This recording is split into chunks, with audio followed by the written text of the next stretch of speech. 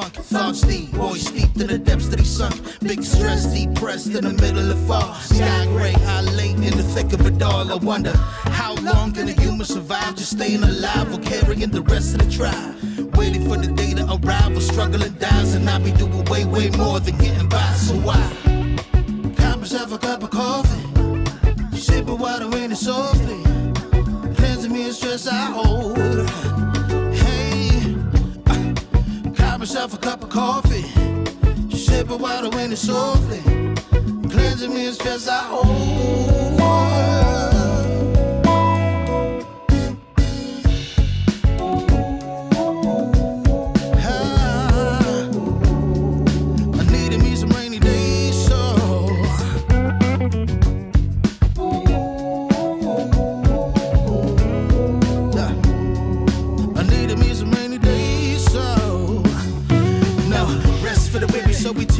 Realize life is so much more than just living a day. Every day I can sit and reflect and reconnect to myself and all that I've been given. See, giving up is not an option. So when I'm looking at gray skies, I'll be adopting a new way to deal with a test. Lord, relieve me of stress. The rain be looking like when blessings drop in. And so I cop myself a cup of coffee, sipping water in it softly, cleansing me of stress I hold.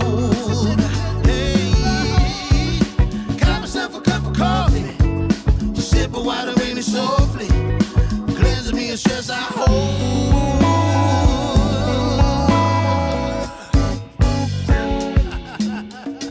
Hey, here we go. Yeah, let's do this. Y'all ready? 1, 2, 3. In times of test, let no harm beset me, oh my Lord, oh my Lord. Test. Let no harm beset me, oh my Lord, oh my Lord.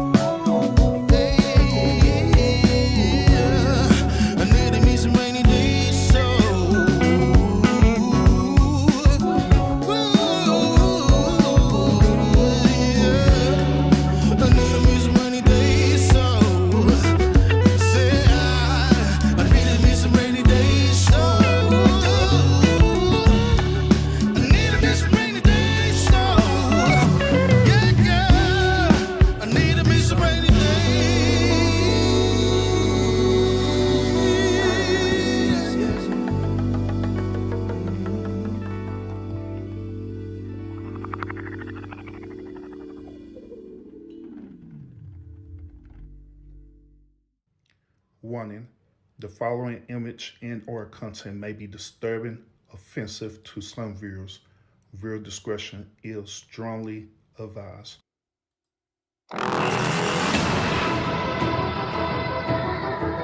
How do you rank power in Heir to the Stars? When exactly does power become irrelevant and the wrong turn to use? In the Heir to the Stars franchise, there is a strong arrangement of areas that increases a character's status, also known as Suggs. For the most part, it's in order of priority. However, There are hidden areas that require special awareness to tap into. Understanding each area increases one's status, but stepping into each area requires the Suggs to step beyond.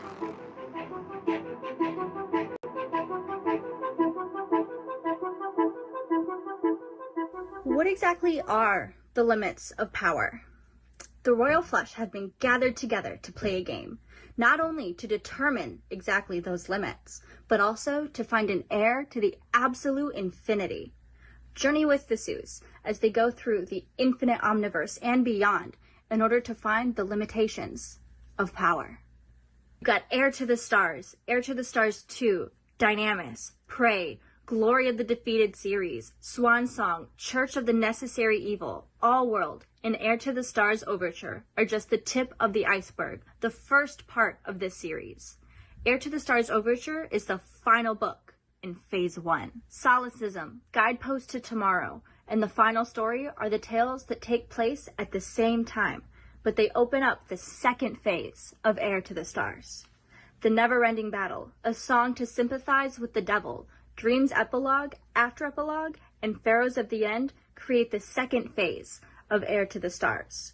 And Pharaohs of the End is the conclusion of that second phase of Heir to the Stars. Melody-Bind Kaleidoscope is what one would call the interlude. Its event is absolutely colossal as it releases Heir to the Stars to what it should really be, introducing new tiers and the transcendence of the realm. It opens up new doors to Phase 3. Like Yesterday, The Never-Ending Poem, Battlestorm, Rebirthing, and The Continued Story. These titles are the chorus of Phase 3 of Heir to the Stars, and in this effect leads us to the conclusion of Heir to the Stars 3, where Heir's ending opens up the first phase. Heir to the Stars is the first volume in the Heir to the Stars series. It was published in 2011 and is the first story written by Lionel Suggs. Somewhere in between Heir to the Stars and Heir to the Stars 2, there was a suit named Joker. Take a journey into the world of the final suit as the end of all verses draws near. Heir to the Stars Joker is the first side of the Heir to the Stars series. It was written and published in 2011 by Lionel Suggs. Now let me tell you a little bit about it. This story takes place on the second floor of the cosmic ladder, the Suggsverse. Now, there are many concepts that can be akin to that within from the first floor, as well as locations. However, this is to show the ever-climbing ladder and that more than one singularity can exist on a transcendental plane. To quote a poster, omnipotence is an overused term in fiction, and only small amount of verses implement it correctly. Suggsverse isn't one of them. Here's the thing. Characteristics of a real omnipotent is simple only to perspective, boundless beyond limitations and definitions, beyond dualities, trialities, and infinalities, etc. The principal source of all concepts and realities itself, all-encompassing, transcending all creation, yet interpreting all existence. This is simple to one's perspective, but not another, especially since these attributes are all empowered by perspective, because then we dive into the perspective of other variations of omnipotence. The problem I hear is how Heir to the Stars uses omnipotent at all in the verse. True omnipotence can be transcended. Meta-omnipotence, which is beyond omnipotence, exists. Heir to the Stars demonstrates the interpretation of omnipotence in many ways, but of course there are those that do not approve of omnipotence in Heir to the Stars because it does not fall under their definition. Oh well. The fact that absolute, true, and boundless omnipotence is transcended does not debunk omnipotence. I go beyond using it as simply a boundless source of everything in the universe. It's not just basically beyond all. There are types of omnipotence. There isn't a black and white, or either you are omnipotent or not. There is transcending omnipotence. Just because the omnipotent of the verse was transcendent doesn't mean it wasn't omnipotent in the first place. This reasoning that likes to be played around with over 90% of conversations isn't relevant in Heir to the Stars. And to add to this, I'm not throwing words around that I do not understand to make my verse sound any type of way. Everything has a definition that you can understand. Everything is shown through demonstration. If the way I show my meanings through my work doesn't suit you, oh well. Just because some believe that I don't understand something doesn't mean it's not serious. Everything people say that I don't understand, I've thrown it back in their faces with not just one definition, but a collection of definitions and interpretations to show that I do understand it. At this point, people just don't want to accept what they've created their reality to be. When I see certain threads about Heir to the Stars, people don't like what isn't the commonly accepted.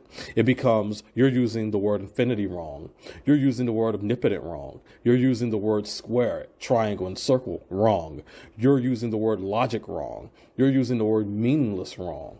You're using the word exist wrong. Basically, you're using the word wrong. If our realm of understanding was the only realm of understanding, then what place does interpretation have? What place does those that operate on a different form of understanding have? But back to the topic at hand.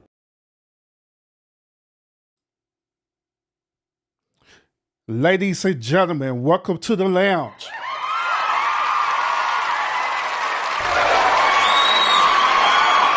Welcome. Salute. Salute. Don't be a hater, man. Come on now. This would be a hell of a show today. Yeah. Get the thumbs up. What y'all doing? Y'all tripping. Get the thumbs up, man. We finna have a real good show today. Hey, appreciate y'all pulling up in the lounge today. Thank y'all so much.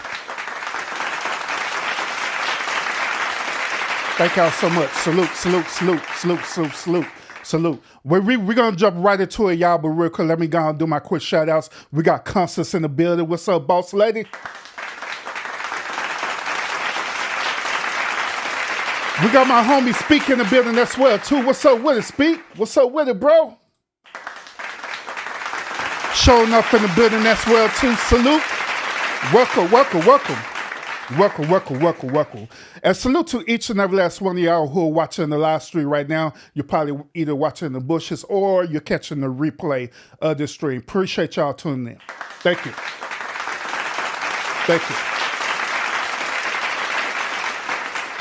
Now, without further ado, I don't want to hold y'all. Without further ado, man, it's my honor and privilege to introduce to y'all this young man. But when I first met him over there at Here for the Tea channel, it was almost as though we had like kindred spirits, man, on the cool though, because we immediately clicked right then and there. We was going back and forth over at Here for Tea channel, literally being like a dynamic duel over chat, triggering everybody and all kind of stuff, man. Just turn it up. But ever since then, we've been real cool, man. You seen them come over here to the lounge. You see them over here also participated in the chat as well too. Created all kind of chaos in the chat. Yep. And you also seen him. Well, you didn't see him, but you seen him pull up on my panels as well too. So without further ado, it is my honor and pleasure to introduce my boy Lionel in the building. Salute, Lionel. What's up, man? What's up with it, bro? What's up with it, man? Hey, appreciate you pulling up to the lounge, man. Man, we got a lot to talk about. We got a Great lot. Info, man. Oh, appreciate it. It's all for you, bro. It's all for you, man. Yeah, we got a lot, man. We got a lot. Now, we started off a good introduction, right? Just giving people the understanding of your reality, your mindset. So just explain to everybody, what is exactly a Suggsverse to you? What does that mean to you? And explain to everybody your projects and all that good stuff, bro. Suggsverse is my baby. But it's Heir to the Stars to me, but for the last decade, it's been the fans and the critics that have called it Suggsverse. And it got me to the point to actually start calling that myself. So it's something I've been working on since 2002. And I was just, writing in my notepads and getting stories together. Then I started putting my stories out at Frederick Douglass High School in Baltimore City. I would put out in the newspaper. It'd come out every week. I had the teachers just fully supporting me. Yeah. Then I eventually got to the point where I put this book out. I published it in 2011, early 2011. And from there, I haven't stopped. I've only just kept growing it. Mm-hmm. It was actually Daniel X. I wrote by James Patterson. I don't know if you ever heard it, but it's about this little white kid that can alter reality. And Yeah. I was telling the story to my mom, and she was like, "Why haven't you published your books yet? There's no reason for you not to publish your books." And so that's all I needed to hear. And next thing you know, I'm just putting books out, and that's been the story so far. But it's also been to introduce a level of color to the sci-fi fantasy horror world, something that we're in the minority of. So I wanted, but I was the characters are going to look a little different, but essentially 99% of them are going to be black, essentially. But they Mm-hmm. weren't going to exactly have the backstories that if you go back into comics from the 40s, 40s up until the early 2000s, we were all from the jungle. We were all Facts. primitive. We was all in the hood. That's what we were. That's what you can trace all the black character origins from and everything. I didn't want to do that. I wanted to give us a more intellectual and philosophical side. And so that's what I was doing. Absolutely, absolutely, and shout out to you for doing that, man. Representing the black community like that, and you're right about that. There is a high level of disdain for black representation in the sci-fi world. You know, I see it for myself just by different like books that I done read. Whether if it's like comic books or even looking at movies, it's the exact same thing. It's like a misrepresentation of black people. Why do you think that? So why do you think that we're just so misrepresented in our, or furthermore, um, and these certain stories that we see, right? We see that black people was also represented as being either evil, the villain, being part as being the devil, all kind of stuff. You know what I'm saying? So, but what do we think about all that? So up until the 2000s started to change our image quite a lot. But I mean, maybe not that much, but it definitely started to give us a more positive light. But if you go from the 90s backwards, man, white people were mad. White people were mad. They were jealous.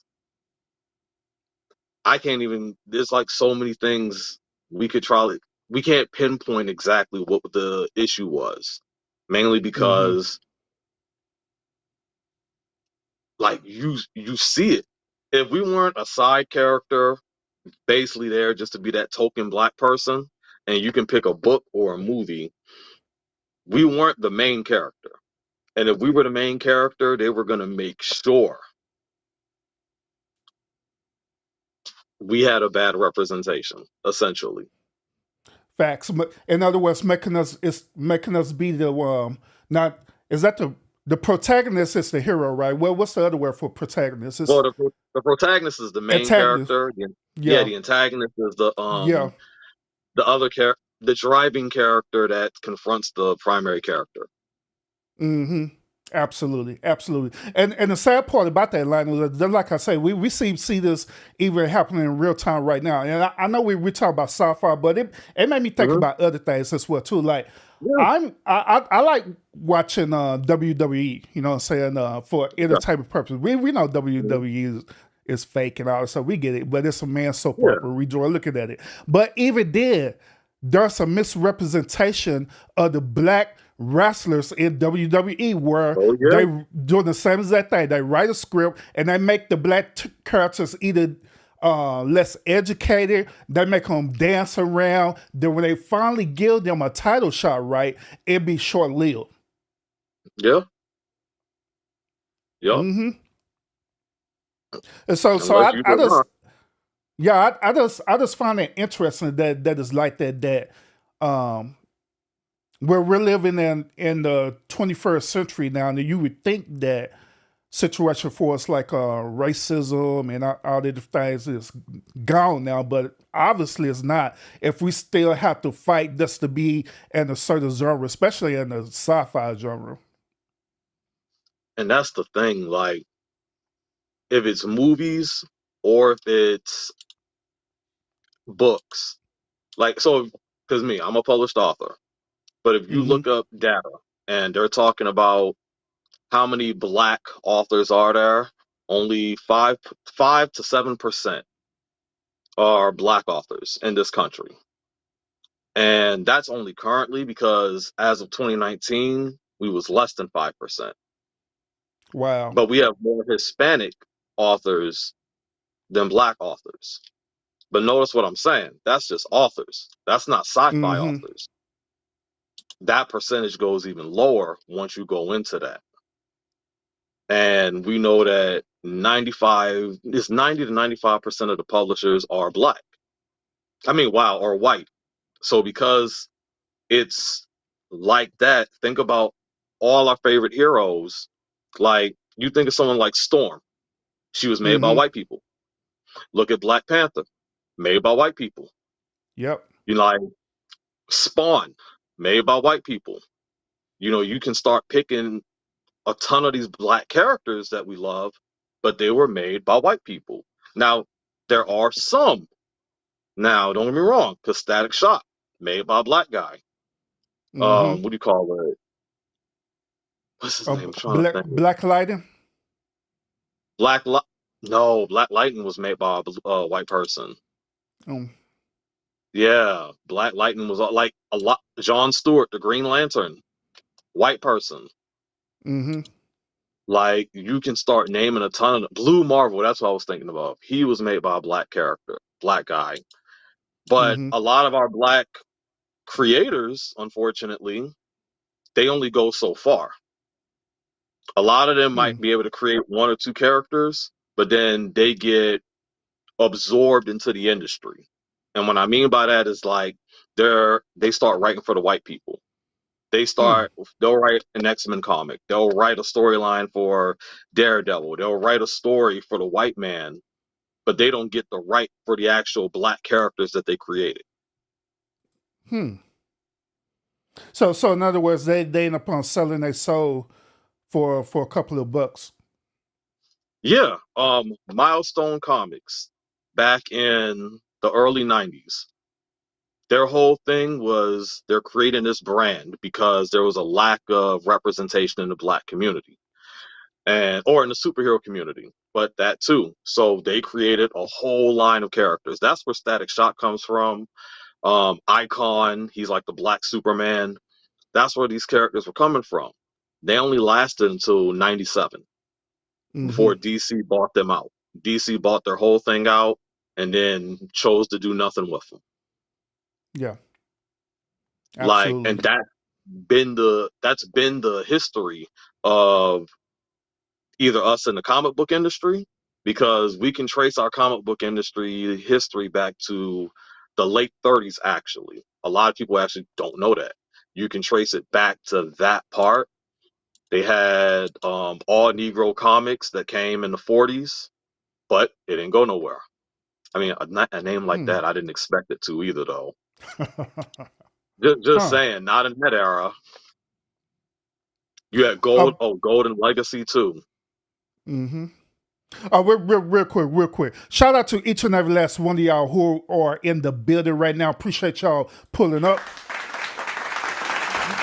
Northfall, I see you in the building. Appreciate you.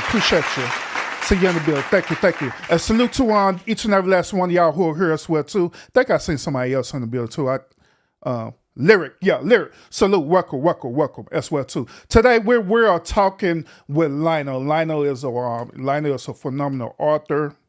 Lionel, he's doing this thing with sci-fi, with Suggsverse, with everything, and he is coming today to bring us awareness about the lack of representation of sci-fi within the Black community. So we figure out to dig a little bit deeper into this conversation. But no further, he put something up too. He said maybe because Black like to tell their stories to people like Vlad.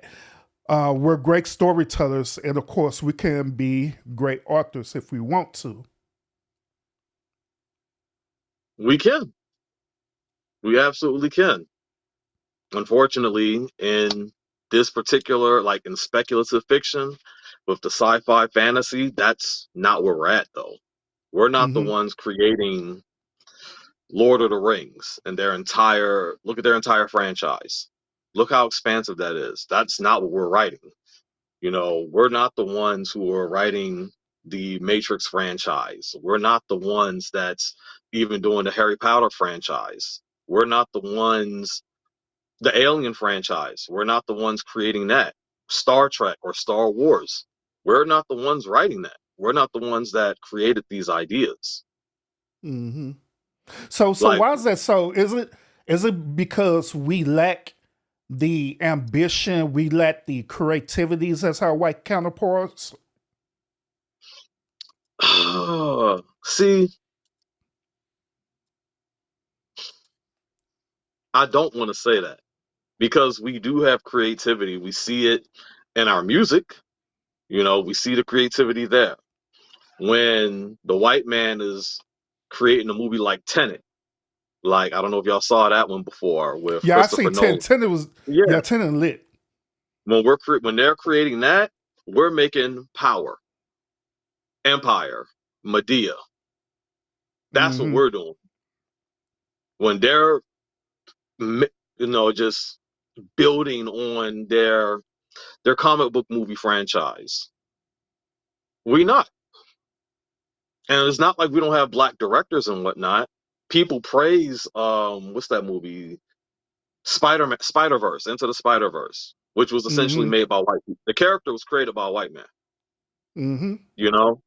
And the storyline was essentially done by white people. But they did throw a colored person in there. I'm gonna say it just like that. They threw him in there to let y'all know he has some involvement in there. But it's like, let's be real, we know who wrote it and who created it. Mm-hmm. Black Panther. Despite the fact that they said we're going to get ourselves a Black director and we're going to get some Black writers involved in this, that concept and everything they needed to make that movie was done by two white guys. Yep. Yep. They got a whole 40-year track record of white people creating that entire thing for them to even make that. So that's the consistency that we keep seeing. Mm-hmm. Even with what's that dude name? Jordan Peele. But when he directed the movie Get Out and all them other movies, right? Overall, that's white people who came up with the whole storyline of that, right? Yeah. But this is why I talk about Eddie Murphy. I say Eddie Murphy doesn't get his flowers enough. Because when Eddie Mm-hmm. Murphy was doing his movies in the 80s and the early 90s, he was diving into a lot of things and he was writing these scripts. Mm-hmm. Oh, another person that needs an honorable mention as well too is the Wayans brothers. Yeah, I agree. But We yeah, right, but we don't. like I say, I'm just still baffled at the point that we as Black people is not utilizing the sci-fi industry how the way that we should. We And there's, use the music industry. yeah, Mainly, we use the music industry a lot. What we else do. we use? Damn, it's not Oh, much. or I mean, we We use sports, but participate I in mean, other industries, So because that's the so thing. that's so weird. Well, when I'm thinking about it even more, it's so weird because I'm not saying that Black people do not have creativity because I know we do. Yeah, I'm not I saying know that. we do. It does Hmm. that. It is that we don't. I don't know what. I don't know if we don't find sci-fi as interesting enough to create it. And sci-fi goes in different directions. It could go, Hmm. like you say, through the comic book. It can also go through horror genre as Hmm. well too. It could go in so many different directions where we could explore. But however, we don't choose to do that, and I'm confused to why we don't, why we do not explore that, and furthermore, why we don't lift up the people who do that, Oh yeah, they get put down. who are black. People that like this, yeah, they get put down. Um, I got to give a shout out to the African community because they're heavy in sci-fi. You look up Hmm. what they're doing over there, from video game creation to just getting novels to what they're doing. They're definitely embracing sci-fi, Yeah, and they have Nollywood lit. Yeah, Nollywood do their thing like over there. So, you go like, and I've seen so much in Africa. Now, I don't want to make it sound like it's just overwhelming, but Africa has a lot of avenues in where they're exploring sci-fi, fantasy, and they don't get the recognition. But yet, if you compare what they're doing over here into America, it's literally night and day. Because Black Americans, we are definitely not on their level in the pursuit that they're doing at all. so, So, so it's safe to say that it's a cultural difference. yes, Interesting. Hmm. So I'm still trying to figure this thing out. How can we get each other involved into this industry where we make it just as important as watching a Tyler Perry movie? some people don't, they can't relate to it. That's the thing. Some of them can't relate to it, and someone has to make it cool. Essentially, Hmm. Yeah, somebody would that's have to what it make it boils. cool. Yeah, so in other words, it's popularity that matters with us over here in the Western country, huh? Yup. Hmm, interesting. But I could tell you this though. You're in the right track of producing some phenomenal sci-fi things. My goal and my prayer for you, Lionel, is that people will discover your vision, your ambition, and everything. Where normally you could have your books out already, but people will pick it up and they'll literally create movies off of it and everything, man. And they'll get you discovered. Then you'll be a good representative of us and say, "Hey, it is nothing wrong with sci-fi, black people. Let's make some money off it. This is where the money at." Yeah, I appreciate it. I mean, that's the goal also. A lot, and I promote it to the Black community, but man, they do not want to. This isn't what they want to see. Hmm. They want to see those books that you see at Walmart, the ones about the pimp beating his girlfriend up.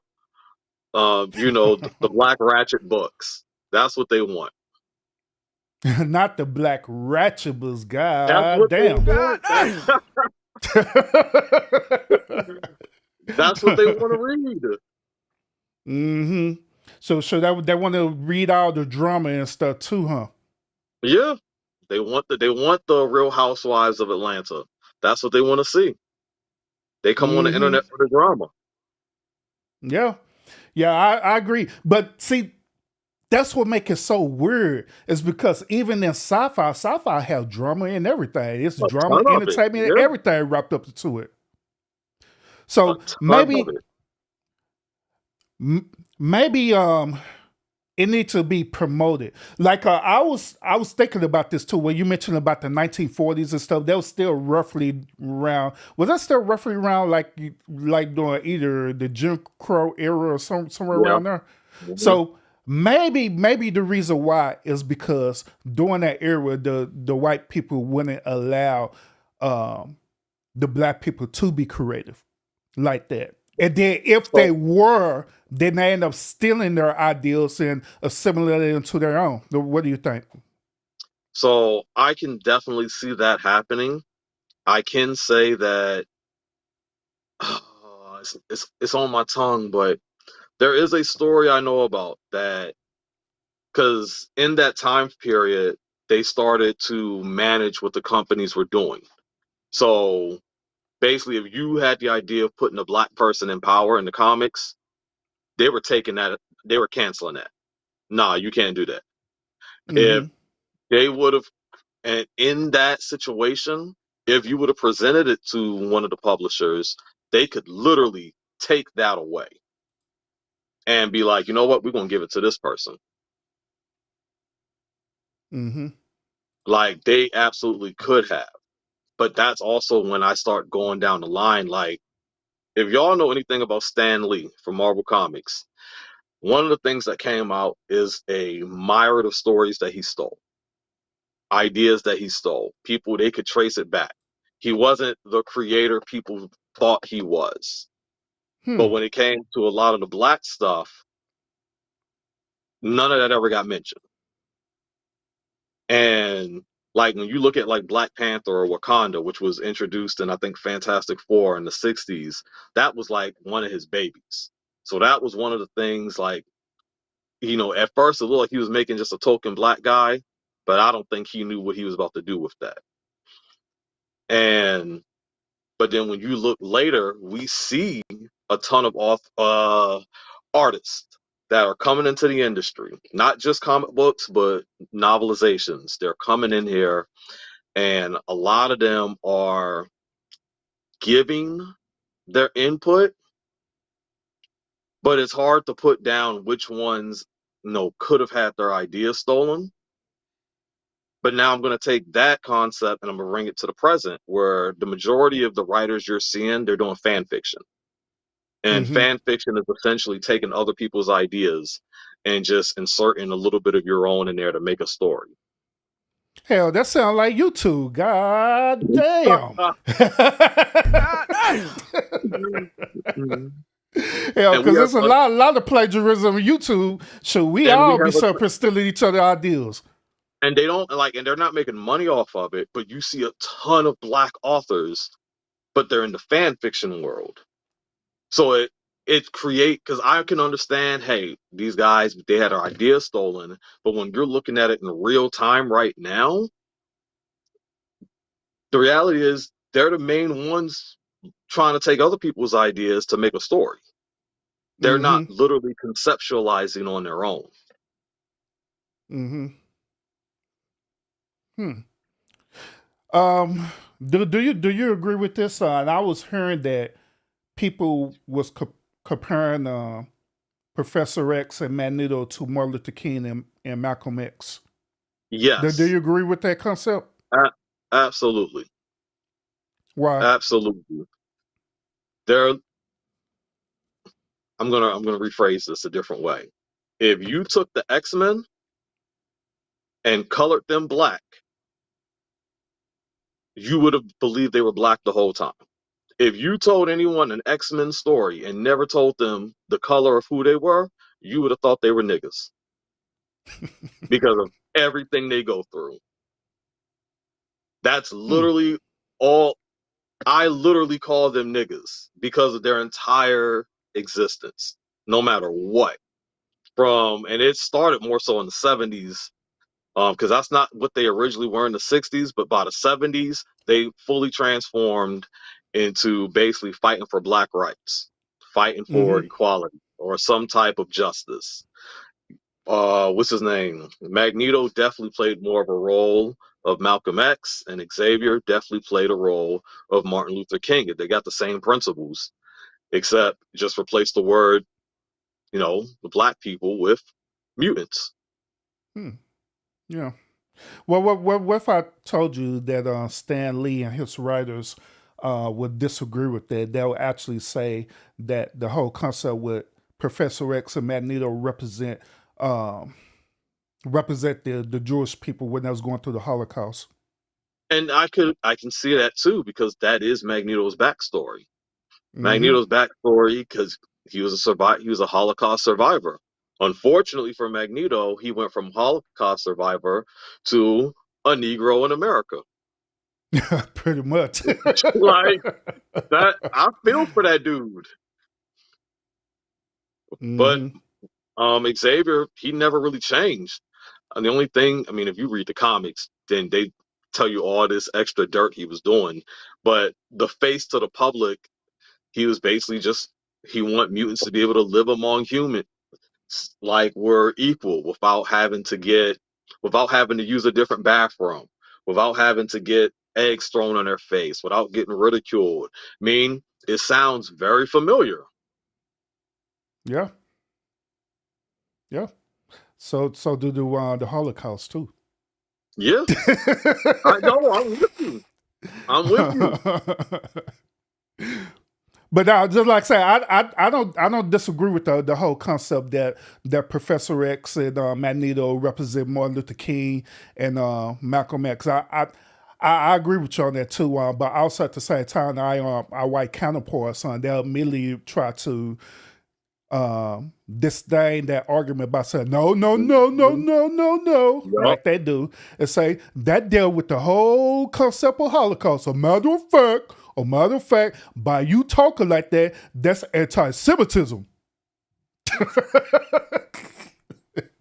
I've heard similar conversations. I have. So shout out everybody in the chat once again. Missy, I see you in the building. Appreciate you putting up to the lounge once again. We are having a really, really good conversation with Lionel.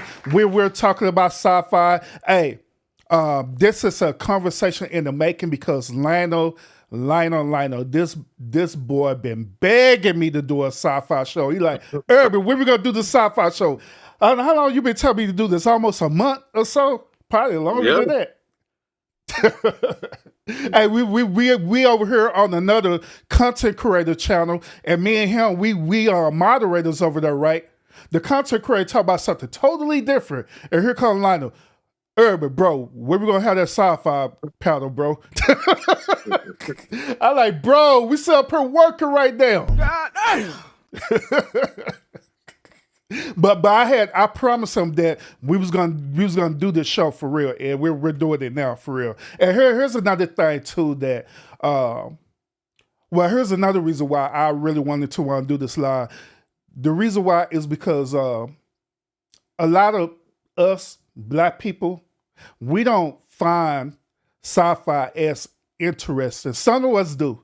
But majority of us, especially on YouTube, we don't find it as interesting. So we don't have the conversation on panels or shows talking about it. Where we have conversations talking about relationships, we have conversations talking about gender, we have conversations talking about politics, but we don't have conversations like this, which, as y'all can see, y'all are into this and it's interesting, ain't it? So I wanted to be one of the first content creator representative to come on here and allow Lionel to talk to us about this, because I believe that it's an important issue that we need to address. And I believe that we as Black people do need to tap into this for real. We need to tap into it for monetary purposes. We need to tap into it for historical purposes and everything like that. You know what I'm saying? Well, what do you think, Lionel? Absolutely. And the thing about this is people don't understand how many ideas come from sci-fi. So many ideas come from sci-fi before they're even made reality. Things like, and this is, again, if you're not looking at ancient times and whatnot, if you're just looking at modern history, how they'll tell you, like, there was this book that talked about a space rocket back in the 1600s, or the Mm-hmm. submarine. That concept was created in the 1600s in a sci-fi book. Taking a picture, just a photograph, that concept was in the 1700s. The jet engine came in the 1800s. So was the Android concept. Like, they create these concepts in these books and we're watching them turn into reality. 1800s talked about making a space station, radio, electric heating, synthetic heat, all of that stuff, credit card and debit cards, news broadcasting, pick your point, machine translations.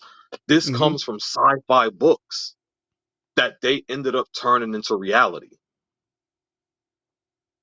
Like, Yeah. it don't get the flowers it deserve, I'll tell you that. Definitely not in the Black community. Because we Yeah. could be creating some stuff that people might look at and be like, you know what? We're going to turn that into reality one day. Mm-hmm. Yeah, for sure.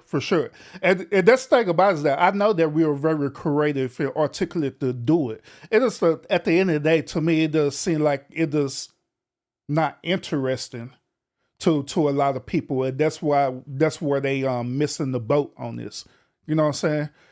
Yeah. And I still don't understand the reason why. Maybe because it's not being sold to us in a way to where it need to be. Like when we was growing up, right? One of the main things that I parents used to talk about is us getting an education, and if we can't get an education, what was the other thing? Play sports, right? Like Them the two main sports. things, either education or sports. But within that, you don't hear our parents telling us, "Hey, why don't you be creative?" A matter of fact, Lionel, when we was young, right, we used to have what is known as imagination, right? Some of us used to have what is known as imaginary friends, right? But Hmm. guess what our parents did? Our parents ended up demonizing it, said that you're Yeah. talking to devils and demons and ghosts and goblins and all kind of stuff. But there was us as kids being articulate and creative even then. But our Yeah. parents took that away from us. Our parents told us, hey, forget your imagination, forget being creative. We need you to live into the real world. So maybe that's what happened with us. Maybe that's why we got so disconnected with sci-fi and different things like that. What do you think? No, I agree. Parents of that time frame and still now, unfortunately, have a way of pulling that imagination out of you. They don't Hmm. feed into it. I would actually argue, going to school, same situation. When you walk into a building, what do you see? Trophies of sport teams, Sports stuff, yeah, basketball exactly. trophies, cheerleading trophies, football trophies. But the people that's in the sci-fi club, you don't see nothing about them. Here's another I want to bring to your attention too. Where we was at elementary school, right? You know when we had an assignment, they give us a coloring assignment, right? And they tell us exactly what we need to color in. Here's a Hmm. dog, color the dog this color. Here's a cat, color the cat this color. But you always have that one kid, right? Instead of him coloring the dog the color that it need to be, that one kid colored the dog green. You have another kid color the dog blue. Then someone like, hell, I'm gonna color it rainbow, right? Hmm. And guess what the teacher do? The teacher in a reprimanding that child said, no, that is incorrect. You need to color it the way that we want it to be colored. Once Yep. again, that's dealing with what? Indoctrination. That's taking away the imagination of that child too. Same thing I like we agree. normally dogs or cat like the sun and stuff like that. Some of us we was coloring and we was putting smiley faces on the sun, and we made the sun blue and different things like that. Made the sky black. Some of us we set up here drawing, a representation of the things that we deal with in everyday life. You know what I'm saying? Like if we was in a toxic family, right? In order way for us to project that, right, we colored it, and so we was coloring like mommy, daddy, boogeyman, whatever stuff, right there. When the Hmm. teachers see that, they see that as a mental behavior, especially right now. Once again, they're taking away the imagination from that child. Yeah, I agree. But we do have, this is about to sound so bad, but we do God, have a God lot of speaking, bro. we have a lot of these white people who have made these stories that empower the black children to, hey, I'm going to pursue this. I'm going to go and I'm going to stray away from what everyone else is doing. And it sucks that their inspiration has to be something written by the white person. Mm. SBK, salute. Joe, salute. Oh, you go ahead, bro. Sorry. Yeah, we was telling the white people. I mean, we were being fueled by the white people to venture off into creativity. This is one of my issues also when I see people champion something like Black Panther, in my head it's like I'm glad we have that representation right there. But but the reality is it was made by white people. So you're still being empowered by these white people. And it's like when you're going to go and create something, and if you're telling me, oh man, Black Panther inspired me to do this, and it's like, well, essentially, damn. So what I'm doing is writing off of just pure potential. and trying to create that inspiration. So when they're looking at Heir to the Stars, Suggsverse, Mm-hmm. they're knowing that this is a black dude that did this. This cast of black characters, these ideas that are coming from, these extreme ideas, all of this is coming from a black person. Not, Facts. oh man, he's got this white inspiration that he's just drawn upon. No, no, no. It's just pure creation because everyone wants to say there's nothing new under the sun. I challenge that logic with how I write. Hmm. That's a strong argument right there, bro. Strong argument. So, matter of fact, let's kind of pick that apart. Let's dive deeper into that. Let's kind of Okay. dive deeper into that, bro. Now, we heard the term "there's nothing new under the sun," implying that you can't be creative at all. You have to follow the guidelines. You have to follow the social norms. If you don't follow the social norm, then you're considered as being strange or something wrong with you. Or in the modern day time, they say that you have a mental disorder. So Mm-hmm. let's kind of get a little deeper in this. So you know about artistic people, right? I do. What if what if what if people who are artistic, right, they are actually how the way that they're supposed to be, that all they're doing is being creative, that they're not part of the social norm, nor they're not allowing the social norm to try to dictate and control to them how creative that they need to be. Maybe through biology and stuff, right, they end up being so enhanced like mutants, right? But for us to show us a better version of ourselves, to show us where we should be at, right? But however, we're not there, but they're there. What do you think about that? It's an interesting idea. I mean, interesting concept right there. I mean, I can see it, but Mm-hmm.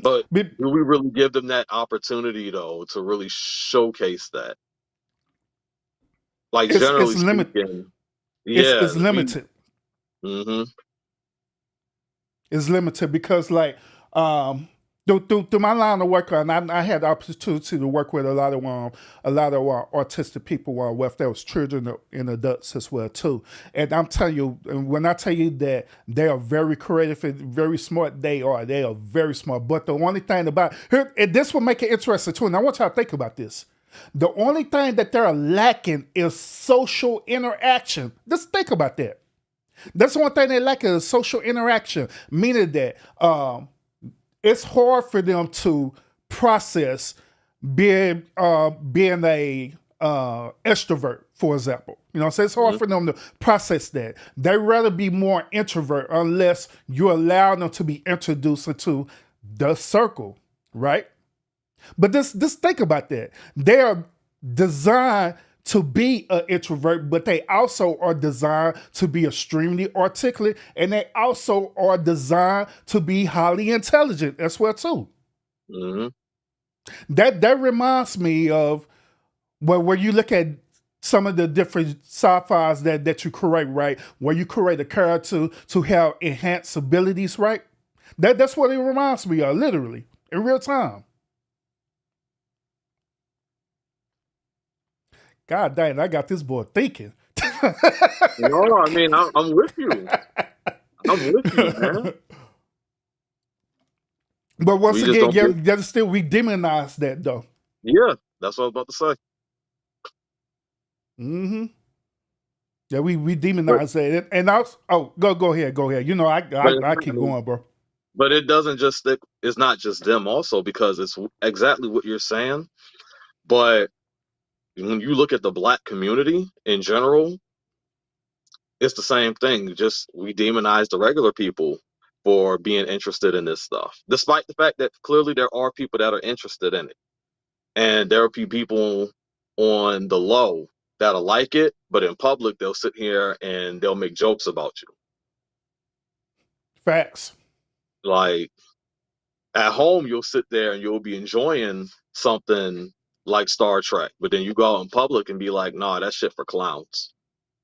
Heck yeah. They'll say that you goofy. They'll say that you lame, and use all these negative connotations against you because you Hmm. love Star Trek.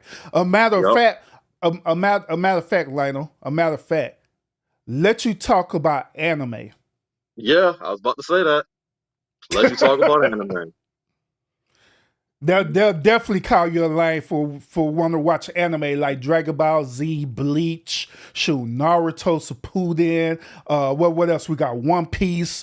We got the Suggsverse. Hey, I mean, if you start talking about anime, it throws people off too, unfortunately. Mm-hmm. And I don't even understand that because I mean, so much creativity is in there. Like, for example, they talked about the most influential rapper this year, and they was bringing up Kendrick Lamar, and I was Mm-hmm. like, I would have pointed to Megan Thee Stallion, and people would look. I've had this conversation, and they're looking at me like, why would you say that? And it's like, well, she was the one that was hosting the Crunchyroll Awards this year. That's the Oh, she Super Bowl. was? Yeah, that's Oh, the I Super didn't Bowl know of that. anime. Yeah, the Super Bowl of anime. She was the one Mm-hmm. hosting it. She's the one that's doing the cosplays and showing them off to all of us. She's the one who's able to get Japan to actually allow their music to be playing over here under her, under her records and whatnot. And I don't think people understand how hard it is to get Japan to let shit out their country like that. And I'm like, yo, Megan is doing something, and we're too busy concentrating on her twerking and the ratchet shit she doing. But outside of that, what she's doing for the anime community is pretty extreme right now. Oh yeah, yeah. Shout out to that for real, man. Shout out to Megan Thee Stallion. So Meg decided you representing Texas too. I know you hating on Texas line, but it's all right, bro. You be okay. Mhm. So yeah, I give her flowers for that. But like the black community, they see half of the heroes 80% of the heroes they see that are black again are made by white people because our black creators are too busy making characters like Ghost from Power, Mm-hmm. making Medea. And I use those as an example because they're the primary examples. But then when you have something like Raisin Dion, you ever seen Raisin Dion? I did. And written by a white person. Mm-hmm. And it's like you got this black prominent character, but written by a white character, right? Written by a white person Mm-hmm. again. Yeah, that And that it's like Jamie Foxx movie on Project Power. Project Power. I can't remember who that was written by. Was that done by a white person too? I'm pretty sure. Probably Mhm. is. Like we're not the ones that are right in that, and that becomes a problem. Yeah, it was about a white person. Mhm. Mm-hmm. So it's like I can understand if we're not getting into it, but at the same time, we do have those representatives that we're seeing, even if, unfortunately, even if we have to go off of what we have, the reality is we're still not embracing that. That's the Mm-hmm. thing. We have very few people that are doing it. Black Sands, shout out to them. Black Sands, Yeah, Black Sands doing that thing. Yeah. yeah, they are doing their Mm-hmm. thing. I've been following them since 2016, Yeah. and I got one of their books too. Like, they absolutely are trying to highlight it. They have numerous different stories. You can definitely check them out. But then you also got something like Black Box. And this is Mm-hmm. where I have my issue with. Because when you have Black Sands and they're making sure that they're doing what I'm doing, But then Black Box, they're trying to put out these black stories also, but the majority of the people under them are white. Oh yeah. Mm-hmm. Like, so they even have a whole feature spotlight section, like 50 people over there. Six of them are basically black. Hmm. So you always run into that. Um, I use this as an example. What do you call it? What was that show? Lovecraft Country. Oh yeah. Love Lovecraft Country was beautiful. Mm-hmm. Although it was inspired by works of H.P. Lovecraft, what they did was just simply take elements off of that story. Gave us a Mm-hmm. dominant black cast, put them in the 50s in a time where we were building together, where we were in a community and still fighting the problems that we had to fight, but they made us intellectual. They made Yeah. us mystical. So you literally had science fiction in here, horror, fantasy. You had everything I All could in one. ask for, all Mm-hmm. in one, written by a black woman. Even though their team consisted of, I think, 4 black people and 2 white people, they give all the credit to that black woman. All Oh that yeah. credit goes straight to her. And we got 10 episodes and then they canceled it. Yeah, man, I was mad. That was some absolute bullshit. That's bullshit. That was They some said they bullshit on had that, bro. their explanation was they had no creative material to keep the show going. Mm-hmm. I said, Lies. are you kidding me? What kind of That's shit bullshit. Mm-mm. got us? Man, and Lovecraft Country was lit, bro. It was so lit. And I was waiting on the next season to come out. Then when I looked to say, oh, it'd be a council, I was like, what the hell? Why? Why? But they weren't going to cancel Power. They weren't trying to cancel Empire, The Real Housewives of New York.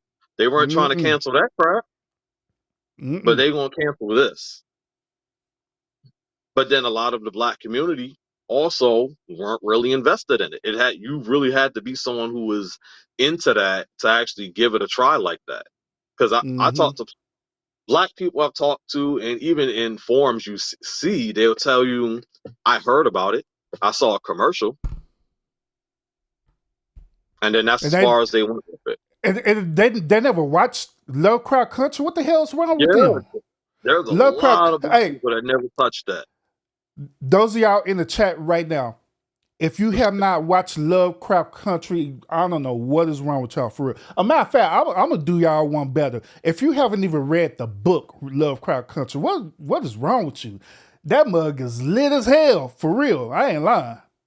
That mug is lit. Ain't better than the Suggsverse, but There you go. No, there you go. so I'm plugging you in, bro. I did have to apologize to the women. Now I still don't think women are funny, but I used to say women didn't have a lot of imagination. But growing as an author, I absolutely noticed that more black women were into science fiction as writers than I saw black men. Mm. And I thought that was very interesting. Yeah, that is. Yeah, Sour Patch on Lovecraft Country. It's still on Prime, right? Amazon Prime. I don't know. I watch mine on Tubi. Yeah, because when I was watching it, it was still on Amazon Prime, I think. I mean, it should still be on there, But man. but yeah, that's on. Look it up. Oh, it's on Max now. Yeah, let's look it up, Sour Patch. I'm telling you, Yeah, you I you did you too. you watch that series, you're gonna be hooked into it because that series got everything going on in it, and Yeah, it it keep you had thoroughly everything. entertained for real. That's a really good series. That's a really It good had series for real. everything. It had the black drama. I mean, it even had something for everybody. And yeah, but that's generally where we go. What's his name? Mm-hmm. Michael B. Jordan. It is some show he did. It's an animation. It's also on Max. Mm-hmm. Genlock. It's called Genlock. And it's an animation. It's a futuristic animation. He's essentially the main character and he's the main antagonist. But Okay. he's surrounded by a whole white cast. And they pretty much put him on a spotlight. You would think this was his show, except it was written by a white person. And someone Mm-hmm. had gave that idea about how about you just put a black person as the main character, surround him around white people, promote it a little bit, and that'll be big. And I'm like, well, Michael B. Jordan did that, and nothing happened. Nope. Nope. Not at all. Because to be quite honest with you, bro, this is my first time hearing that he did the one anime. Now I gotta check Yeah, it out and watch it. yeah, I'm just But saying, that like, goes to the whole argument that we having on this podcast right now is about the misrepresentation black people in sci-fi. Oh, speaking of him, he's got interviews where he's basically telling us the same thing, that he's in the anime, that he's into stuff like this, and people clown him. They were clowning him in high school. Wow, crazy. Now look at him. He's trying to make sci-fi stuff right now. The most prominent figure we have in sci-fi in the black community is Will Smith. Mm-hmm. He's the one that's been doing all the sci-fi stuff in the majority of the time. He's the most widely known person. I'm trying to think. But like even with Will Smith though, like a lot of his movies, it goes over us. Like I Robot, when he did that movie, we know about it. But however, people, us in the black community, like it's Will Smith, it's all right. Or well, I Am Legend as well I Am too. Legend. Well, when he did I Am Legend, we watched it. It was a really good sci-fi movie, but people, After us in Earth. the black community, right? After Earth was another one. Yeah, After Earth was real. They gave After Earth a bad review. I don't know why, but After Earth was I a don't know really why. good movie. And to be honest with you, After Earth kind of messed up Jaden's acting career until Jaden did the Karate Kid. Mm. Because they gave that movie a bad review. But both on Will Smith and Jaden, they did a phenomenal job in acting. They did. And the whole storyline was great. Like it was good. Like so Independence Day was science fiction. Yeah, Independence Day. Like he's been in that stuff, and I was about to say Enemy of the State, but that was not sci-fi. Yeah, I ain't no That was sci-fi. legit. That was legit. They were trying to tell us. No, I think one of the last movies he did that was close to sci-fi was that movie called Gemini. That's when he was fighting against his twin counterpart. Yeah, Gemini Man. Yeah. Mm-hmm. Idris Elba also, he likes to do sci-fi. Mm-hmm. He also likes to do it also. Oh, him and his wife, they're making an anime studio. Oh, really? I don't know. I need to check up on and see how far they are with it. But yeah, they're both in the anime and they're about to dive into that field. Mm-hmm. Yep. Yeah, he said Samuel Jackson was in sci-fi. Yep, facts. Yeah, Samuel Jackson. Mm-hmm.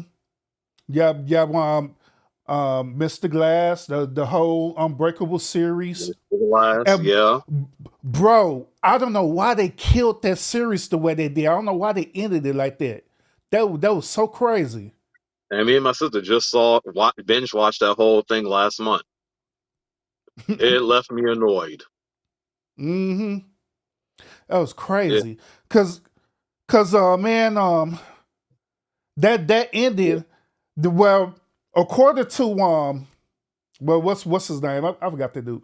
But the one who did it, he was saying that the reason why he ended it like that because he was trying to recreate it in a way was going to be similar to the Marvel universe, but it doesn't ever fell through. As an introduction to it, that's what he was saying. I did not like that ending, man. You got me thinking about it now. Yeah. So Speak saying, did you watch The Man Who Fell to the Earth? No, I did not see that one. Yeah, I'm feeling bad. I haven't seen it either. Yeah, see, y'all get me stuff to watch. See, I'll go back and watch Little Crowd Country again because that show lit. Yeah, I mean, but yeah, Man Fell on Earth. I go and watch it too. I for sure watch it because I like watching sci-fi, anime, and everything, bro. Like when I think about like Idris and a lot of stuff he's done, though, like it shows from everything from Dark Tower. Like they put him as the face, although he's originally supposed to be a white dude, but they made him black. I'm not a fan of that crap, by the way. I don't care for you turning someone into a different color. If you're a white character, cast him as the white character. If you're a black character, cast him as the black character. There's no need to be doing all that. Pacific Rim, love Pacific, the first one. The first one. Didn't like the second one. Mm-hmm. You know, he was in the Thor movies. He was in the Suicide Squad. Yeah. When I saw him in the promo for that Suicide Squad movie, I was like, I'm sold. Mm-hmm. I am sold. What do you think about this? Since you was mentioned about colorism, right? Well, what do you think about this? Uh, let's focus on Star Wars, Marvel, right? Let's see, Star Wars, Marvel, and Star Trek, right? These top three sci-fi's, right?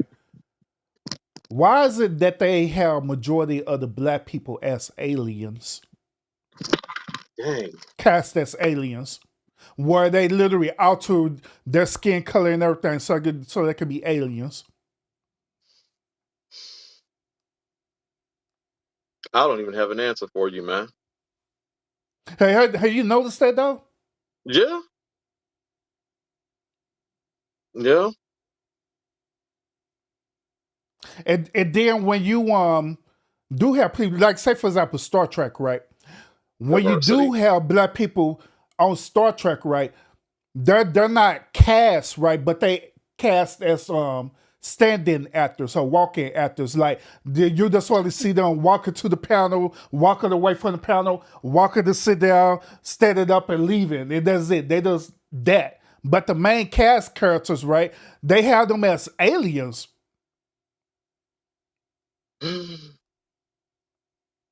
Diversity, man. That's what they're gonna say. Diversity. We're using them as diversity. I mean, and that's interesting you're bringing that up because I'm gonna say this. In the last 20 something years, they have been trying to cast more black people in these roles. They have been trying to Mm-hmm. make more of them involved in a more valuable role in the franchises. I don't personally think it's working, but and that's because us as a community, we still demonize it. That's the thing. We still demonize it, Mm-hmm. unfortunately. Mm-hmm. Do you remember when Jada Pickett, I think Will Smith, and there was a lot more other actors. They said that they was going on strike for the misrepresentative for I think it was the Emmys, or was it it was the Emmys, or was it Academy Awards? One of them two. I remember the strike thing, yeah. Mm-hmm. And they were saying the same exact thing, the misrepresentative of black people in these roles. But it's like we have directors who have the power to change that narrative right now. That's the thing. We have the ability to do that. It's whether they, it's like whether they want to do it or not is a different situation now. Mm-hmm. Yep. Yeah, Yeah. that's facts. That's fact. Yeah, you still trying to low key call me Scotty. BB up, Scotty. but no, well, that's true. It boils down to the point of them wanting to do that. Now, by them not wanting to do that, do it make it seem like that they're being prejudiced? In a sense, yeah. In a sense. Absolutely. Mm-hmm. But it's like, okay. Um y'all seen on Amazon and Tubi how we got these Black Ratchet movies that come out all the time. And there might be a few horrors that slip in there here and there. But the majority of them, Black Ratchet movies.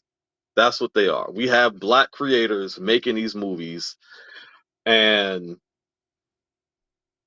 that's what they think is appealing to the black community.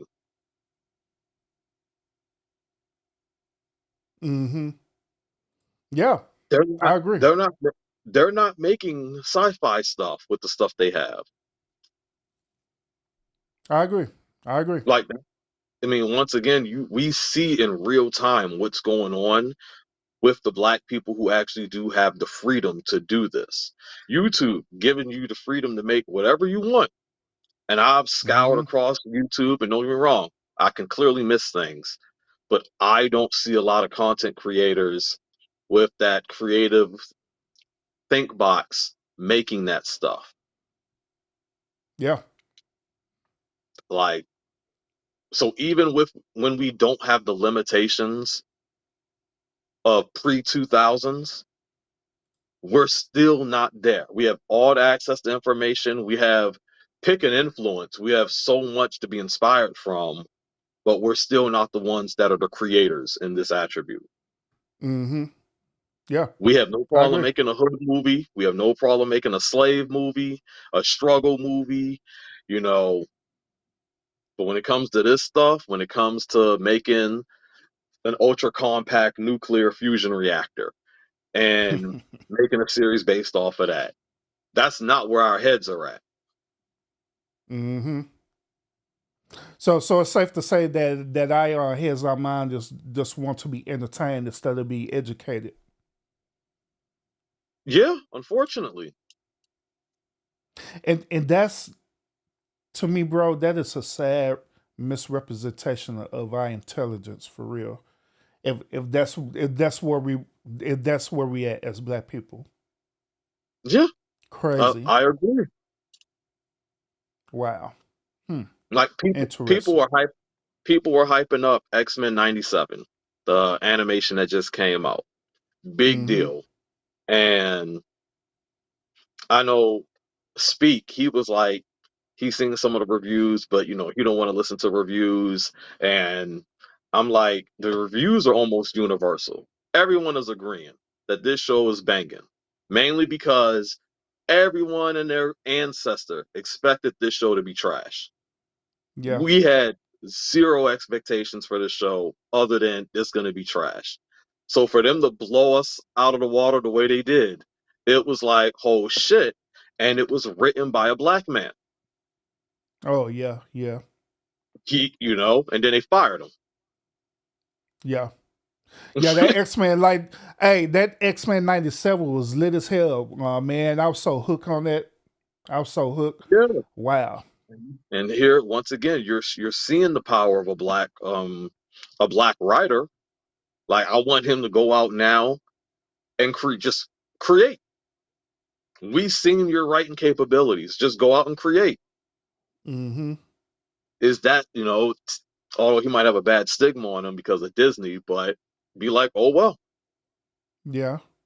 Yeah. You by your say it's that easy for him to do that, but now, and these days, the reason why it's not easy for him to do it is, once again, he's dealing with social norm. He's dealing with Yeah. that popularity. He's dealing with the lack of support as well too. Yeah. Like even you're your author right now, right? You know what I'm saying? You doing your thing, and once again, you putting in a lot of great work, a lot of stuff that you have written and you even put on YouTube and stuff. I done listened to it, I done watched it and everything.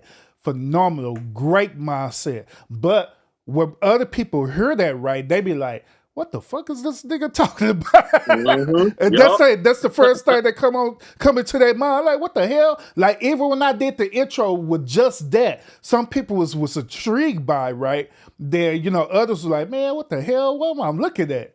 But that's how the mentality is, for the Yeah. simple fact that a lot of people been programmed to be that way.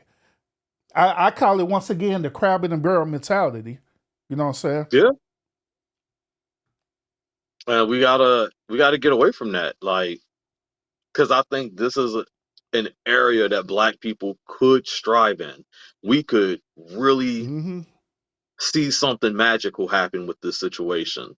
But when they're too busy making fan fictions from other people's story, where they're just, okay, I'm gonna make a character for this One Piece story, so that's how we're gonna. You're literally just doing what the author is already doing. We're not creating. Mm-hmm. Facts, Um, facts. and I agree with Speak. And like, we're not making it popular, and it's not like we're making it. Megan Thee Stallion's only one person. Let's be real, because she has a Mm-hmm. whole bunch of other people talking about. People are not even going to really notice what she's doing because they're too busy looking at what Kendrick and Drake did. or they're too busy looking at Glorilla's new album that just dropped. Well, wait a minute, Kendra Drake.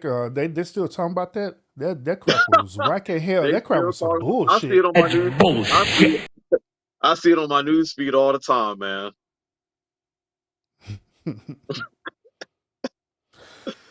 Lord, Lord, Lord, Lord. We got a long way with us colored folks. And I agree because I see the potential though, Mm-hmm. and I do see the potential. And I'll listen to podcasts. Shout out to like DJ Hamp. He brings up how he'll watch Sword Art Online, how he watches Akira. He has brought up Mm-hmm. like 10 different animes and stuff, and it goes over the chat's head. They don't No, understand what what the he's hell saying. you talking about? Like, what you talking Yeah. about? Help with Like I see he tries to put that idea in there, but it goes right over their head. They don't know what he's talking Mm-hmm. about. Mm-hmm. And we constantly see it. And so it's a constant problem. Like whenever I'm promoting my stuff, it's it's generally the black people who have the most problem comprehending it. Yeah. Now the Indians, they're like, tell me more. Mm-hmm. People from Russia or Germany be like, tell me more. Mm-hmm. But it's the black people over here that be like, nah, you need to dumb this down. You remember when you was on my panel one day? That dude was saying the exact same thing, but Hmm. in a weird way, and I had Yeah. to check that dude on it. But I've heard it since I was writing back in the early 2000s. You need to dumb this Mm-hmm. down. Right? How about you give us a dummies guide? Right for us stupid people, you know? Mm-hmm. Yep. So shout out to everyone who's in the building right now. We are having a great, phenomenal conversation. We got Lionel in the building. Appreciate you so much for pulling up, bro.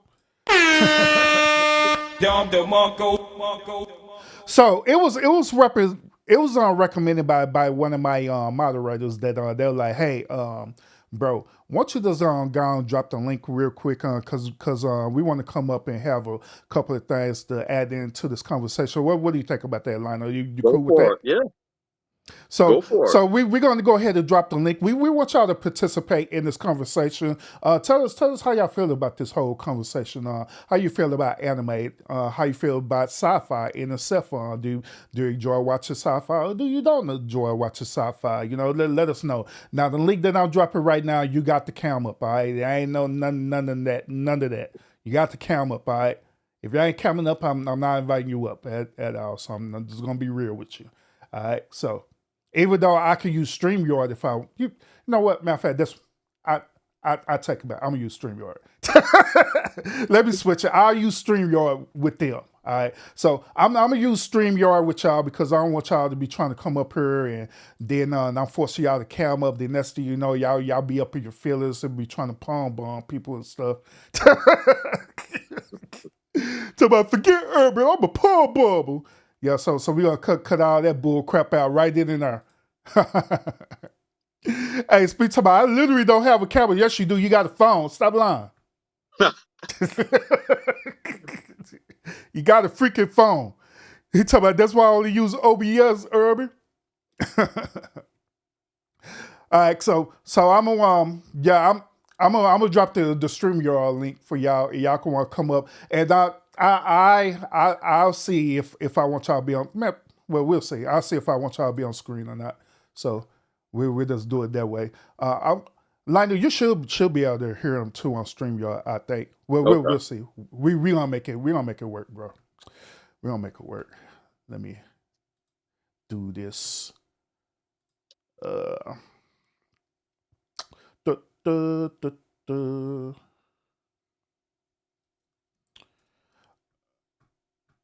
All right, there you go. There's the StreamYard link. It is dropped, so y'all could go ahead and pull up, and we'll listen to you. We'll listen to the conversation. All right, we will definitely listen to it. So speaking of your content, Lionel, Would you agree that your content is what we call it, esoteric, It metaphysical, is. and that's It why a is. lot of black people can't relate to that?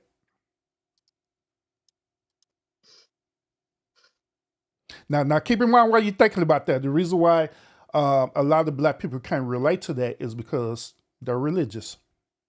Their religious belief, and a lot of religious belief is not esoteric or metaphysical. Yeah. Yeah, that could be why. And yeah, But it says, oh, go ahead. but when I look at that, I also think I'm gonna make a parallel. When I look at people and they're sitting here and they're standing over someone like Batman, most of these people can't relate to Batman. They don't have $100 billion in the bank account. They're not fighting crime. True. Well, the illusion of fighting crime. They're not doing all of that. Or if you're looking at Superman and they're standing over Superman, they can't relate to him in any way. But they'll still watch that, they'll still embrace that, and they'll give it a chance. You know, we Mm-hmm. when 1993, when Power Rangers came out, we couldn't relate to Yeah. Power Rangers. We weren't morphing and turning into the Black Ranger and fighting Titan-sized beast and whatnot. Mm-hmm. But Facts. yet we still went on to that and was like, you know what? This is it. I'm the Black Ranger. I'm the White Ranger. You know, I'm the sizing Green up the Ranger on feature. them boys. Everybody loved the Green Ranger when he Yeah, was evil. those 5 episodes, man, made history. So Mm-hmm. when I see that stuff, but then I present my work, and then they'll say they can't understand it because they can't relate to it. I can give them a whole bunch of stuff they can't relate to, but yet I see them involved in it. Yep. But then Facts. that's when I also go into the mental when because it's challenging you to think. And now I have to be stereotypical and sound like Uncle Ruckus from Boondocks, where it's like niggas don't want to think. Like, Hey, speak. Welcome. Salute, man.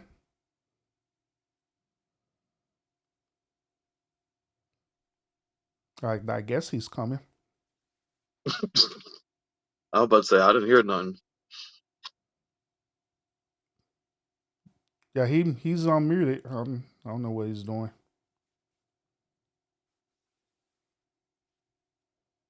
So yeah, that's one of the biggest Yo, issues can that y'all I hear run me? into. Oh, Yeah, okay. Yeah, we hear you. yeah, we hear you now. Okay, it's on the StreamYard, so it's like a delay or something. Oh, it is. Well, I have to switch back and forth because I guess you're running something else on your stream. Oh. Well, since it's you coming up, speak. How about this?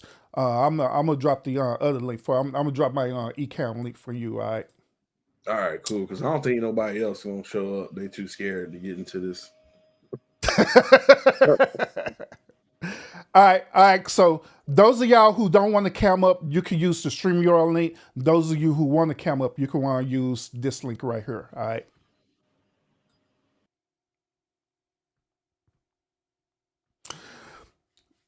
Yeah, Urban, does that bougie? Boy, I got multiple links where you could pull up on me. but now, continue, bro. Continue. Just like when y'all look at sci-fi and look at a lot of stuff that these guys have written, fortunately, unfortunately, as the white people, when you think of like virtual reality, when you think of the self-driving car, space stations, Mm-hmm. um, flat screen TVs, mobile phones, they did it from sci-fi stories first. And we took those ideas and created something with it. When they were creating the blueprint for the internet in the early 1960s, that came from a book in 1955. The damn, it was something by Stanislaw Lem, but he had created the internet in this storyline, and 1955, and then by the 60s, they were making real life schematics for it to make that into what we got in the 80s. Like, Mm-hmm. what we have is just pure potential to really create something, and it could really change how people look at Black people and how we're presented in the media altogether. But they don't look at it like that. They don't look at this as an avenue to pursue. Yeah. Do you think a lot of things that happen in sci-fi? Do you think that that's gonna happen in real life? Like flying cars, people developing superpowers, becoming mutants, different things like that. I'm 50-50 because we do watch certain things like the flying cars is very realistic, and we've technically already started doing that, just not in a Mm-hmm. more simplistic way. In terms of we got AIs now walking around. It's not Mm-hmm. mainstream yet. Like a lot of things we see in sci-fi are reality. In terms of the extra powers, I'm not completely sold on that, but I'm not going to sit here and say it's impossible because we're literally manipulating human genetics at this point. We're Mm-hmm. experimenting with DNA Yep. splicing. We're Splicing, attempting yeah. to do stuff. Yep. So Mm-hmm. definitely, I'm not going to say it's an impossibility because once we start seeing it, well, we can already tell what's going to happen, Mm-hmm. and there's nothing going to be good. What about the concept of angels and demons? Do you think that that's an actual reality right now, or is that part of that's a sci-fi fantasy? I don't discount it. Let's put it that way. I don't discount it because I have experienced some things where it have felt like forces that I just couldn't see were at work. Hmm. So So it's expound on that. I have been in situations. Without going to a street detail. If it's personal, y'all go into street details. Yeah, But no, I've just been in situations where I can tell you right now, my head was in the clouds. I'm walking, and I kid you not, like my head was down, and I felt something pull me back. And a nanosecond later, a bus literally high speed right in front of me. hmm, And it was like, what the hell? Like, I've had experiences like that where it just felt like something grabbed me away and I couldn't explain it because this no mm-hmm, instinct was involved and I was tuned out. Like, but then again, you have the darker side of things. mm-hmm, So I'm not one to dismiss it because, hey, it could be a possibility. But at the same time, I think I'd be a fool to just outright be like, no, it's just fantasy. yeah, Because ideas come from somewhere. yeah, true, true. Um, a lot of people have experienced that though, where they had a encounter where they say their guardian angel came and helped them out, and different things like that. Speak salute. Your green screen link is showing on your OBS though. The who? It's showing the green. It's showing the screen link. It's not showing your background on your OBS. They trying to fix it. But we can hear you. I'm just not gonna put you on screen until you get it fixed. But we can hear Okay. you though. Because it wasn't working at first. Yeah, what you did? You sat up here messing up stuff, bro. Nah, as soon as I don't know, this damn technology. Yeah, because I'm about to send you the Zoom link because I know the Zoom link is going to work. Yeah, I was shocked that what's called that working. Oh, he dropped down. Nah, that's that dude internet.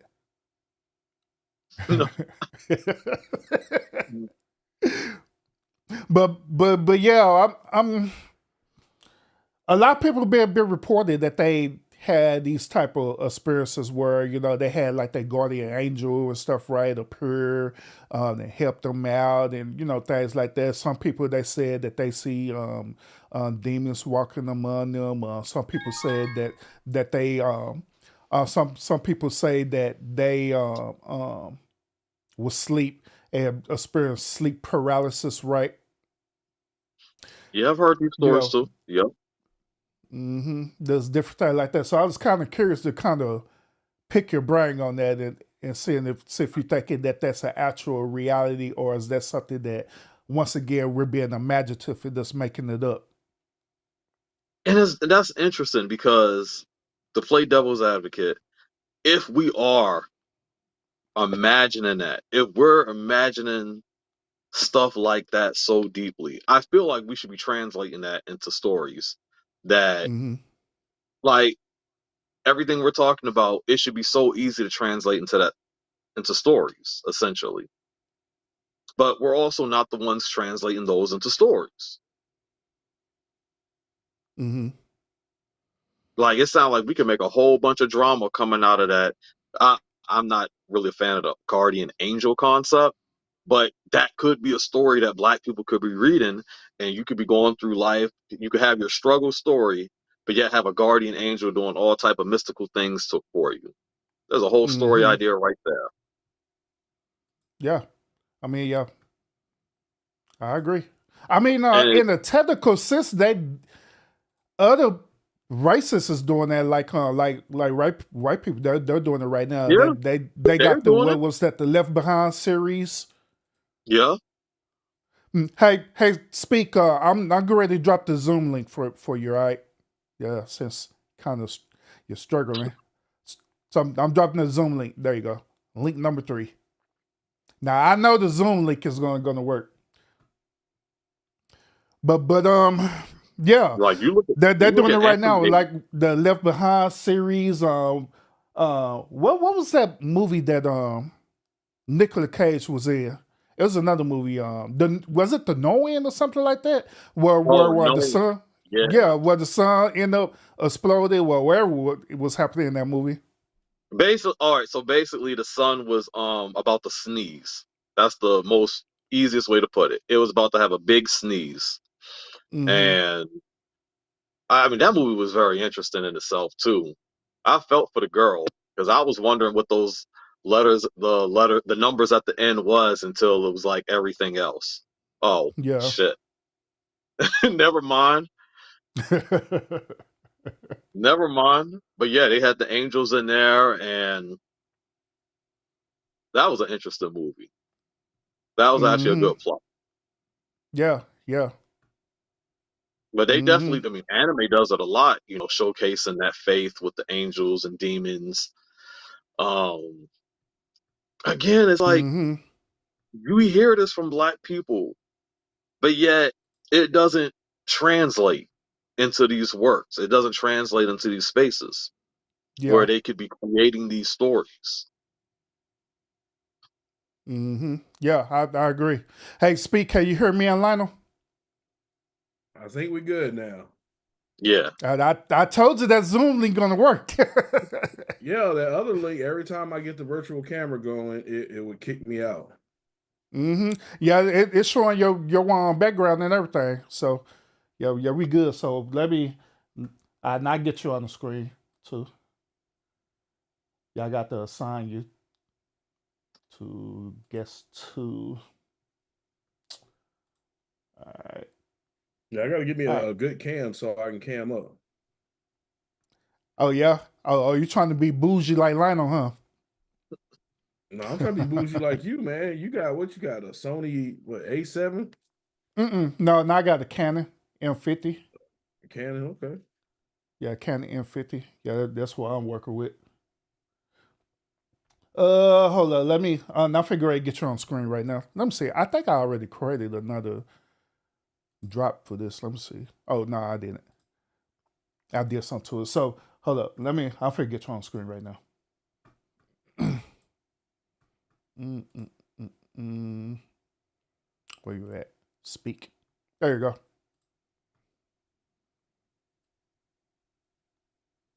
There you go. Speak. All right, but no, I didn't want to take this focus off Lionel because this has been really good. I know you good. You No, good. go Yo, ahead. You speak your good? mind. Speak your mind, bro. But we've been No, I talking did about a have lot of things, man. I did have a little beef with him about the whole changing characters' colors. Like I mean, I really don't really care about that. Like, you know, I feel like sometimes we tend to make a big deal about that. Like the Little Mermaid, who cares? Fictional character. I mean, yeah, the original was a white girl, but with red hair. But I mean, like this is the racism that you see in cinema and comics and stuff. Like, okay, for instance, a lot of people made a big deal when they came out with the Titan show. Remember that? Yeah, yeah. And Starfire is going to be a black chick, played by a black chick. And hmm oh boy, you never heard so many white folks crying about that. They went Yeah, they She's was an so orange. mad about that, bro. Yeah, she's an orange alien. Who gives a crap? yeah. Does it And I, really matter? and I gave her that too. I didn't complain about that because I kept saying she a whole alien. This was actually perfect for them to do that. I mean, but you also see stuff like, you know, when they had the whole Batman arc where what's the guy, Drake's son took over as Batman for a time. The guy that makes all his gadgets and stuff. Lucas Fox, yeah, I saw that. Fox, Fox.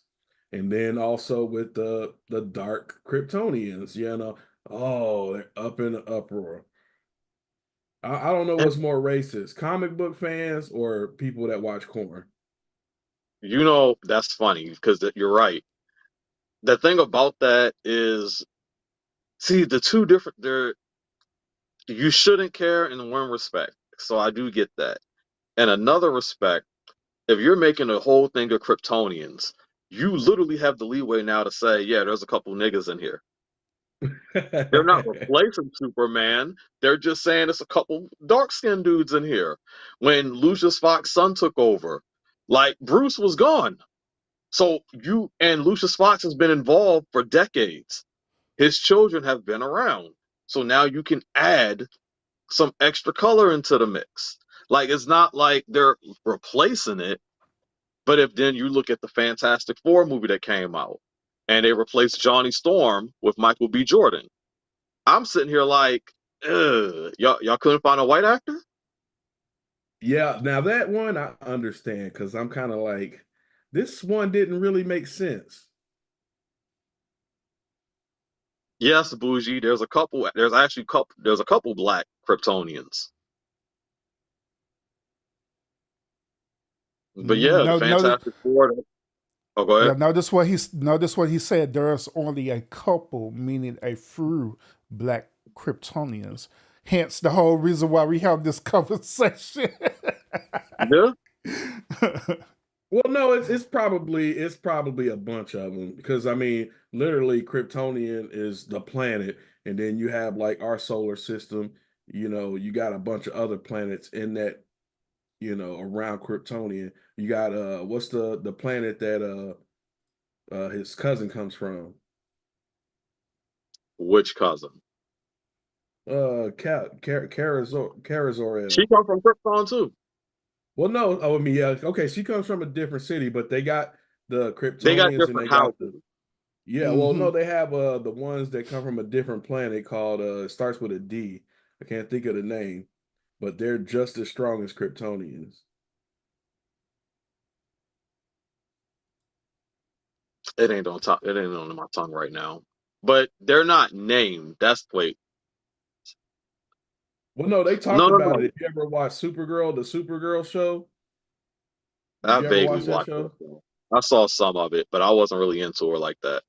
I mean, it was kind of Yep, cheesy, yeah, but me the only neither. reason why I watched it was because the chick I thought that played Supergirl was hot. I got So you. I stayed in it for about a season and then I couldn't do it no more. Speak. Hey, I mean, that was enough to get my attention. Speak. Beta male song. Wow, you didn't really have to do all that. That was so kind of you. So I have this special song just for you. Here we go. I just wanna be a beta male for life. God. I know I'm trying to eliminate that shorty's strife. Everything just feels so right. I am never gonna stop simping at all. Now hold on, Urban. Wouldn't that be more of a simp? I'm simping for Supergirl. Yeah, that's what it said at the end of the song. He's still simping. Been a beta simp. Hey, I mean, I don't know if you ever saw that show. She's pretty damn fine. I saw clips of it on YouTube. But yeah, I No, they get it. to answer her, I think she's looking for like named characters, like who would be named black characters that are Kryptonians, and honestly, they wouldn't even be popular. They're not someone that you're going to feature uh, in the mainstream line of comics, unfortunately. Well, they did have the one guy. But that becomes the argument now because of the fact that we had that one guy, or maybe we'd have a couple, but it's not something we'd see on. It's not something we'd see basically selling stuff out. If y'all even look at just in this context of comic books, they tell you what are the highest selling comics and whatnot. People were complaining that Miles Morales, that Spider-Man, that his rank was in the 90s somewhere. That it basically, if you're not in the top 50, you're not selling. Essentially, you're about to get canceled. And it was mad that like Black Panther, Miles, pick a black name, all were in the 90s or lower than that. That people weren't buying their work, and it was like, well, this doesn't help because if they're not buying them, then why would they keep making the black heroes? Because they're basically saying that people don't want to read about them. Well, Miles had his run where he was very popular, And he and was. That's the thing. yeah, He was. and then he had like a resurgence with the movies, with the Into the Spider-Verse movies, and then of course the game. So the Mm-hmm. video game and the movies killed his literature, unfortunately, because Yeah, people yeah, would rather they'd rather play the video game or they just rather watch Into the Spider Verse than actually read about him at this point. yeah. Because them movies and game really was a canon at all, bro. Like, but he does got his popularity. Don't get me wrong. And now becomes the whole divide with this character because it's like, well, he was made by two white people, but now they're letting a black person write about this character. And do we take what we can get, or do we not criticize the lack of black writers creating characters for us? Hmm. Well, Because That's a people, good question. what if per se, like, let's say we had a white person that created the black character, but then they had black writers come in and write for it to give. Okay, so basically the black reader wants to kind of feel like they're in that person's shoes. Okay, they see the black character, and let's make it believable to a black person. It's kind of like with comedy. Like when I listen to a white comedian versus a black comedian, I'll sit there and watch most white comedians and I don't laugh. I just don't. I don't get the humor. But I can watch certain black comedians and I'm like, oh, because I feel it. I understand where they're coming from. Mm-hmm. So Yeah, maybe that's if they true. did it like that. That's true. that's what that's what they're doing currently right now. Storm, they finally stopped having white people write her. Now they got black people writing her. The Black Panther situation, they got putting black people to write about him. I mean, it only took when Black Panther came out, 1961 or two. It took a minute for them to get a black person to start writing about Black Panther. The reality is they're actually doing that across the board where they're trying to find more so black people today to write about the black characters that they've established. Obviously, sometimes it's not going to be that simple because if you got X-Men, and you writing about a whole team. So whatever two white writers they got doing that, that's just the end of the discussion. But if you're just going to write a solo story on T'Challa, they're going to get a black character, and wow, a black writer to do stuff for that. That's what they're doing right now, but it still doesn't eliminate the reality that they're not actually creating the characters though. Now it's cool that because the white man is essentially saying, I'll make the black people for you. Don't get me wrong, but y'all gonna have to come in and write about them after I've done a little bit already. Yeah, with Black Panther, I feel they kind of killed the character with the release of that second movie. They literally killed them. No, I mean like everything, the comic book, everything about it. Hold up. But we're not gonna do this. We're not gonna do this. They did not kill Black Panther. That dude died naturally, and they just wrote him off. They never showed us how. Yeah. They never showed us how he died. They just insinuated to us that he died. Yeah, the king is dead. Well, how did he die?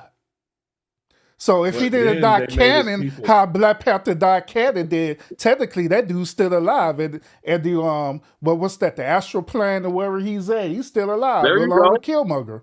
There you go. Well, I mean, I don't think they can ever technically replace him because I don't feel like it would be right unless you let like somebody like a Michael B. Jordan or what's his name, the M'Baku or whatever. One of them were to take over. That's the only proper way I could see it happening. But what I'm saying, how they killed Black Panther was with that sorry ass storyline against Aztec Namor, which Namor was never no damn Aztec. No. And it basically made black folks look weak in that movie. These Aztecs were whooping the shit out of them. Mm-hmm. Yep. And they did that intentionally too. They did that intentionally. I was like, this is crap. I see Lionel shaking his head. No, because I'm with you, but that movie infuriates me mainly because of Ironheart. Because in that movie, she was portrayed perfectly. She was dipped exactly the way she should have been. We got to see her at MIT. We got to see this girl. You would think she's just a chick in the streets. What's up, chick? But at the same time, she's showing her intellect. She's showing that in her garage, full of scrap, she's building technology that Wakanda couldn't even do. Mm-hmm. That is how smart they showed this girl. And yet black people glossed over it. We want to talk about Angela Bassett. Yep. Mm-hmm. Well, I don't think a lot of black people know about Ironheart.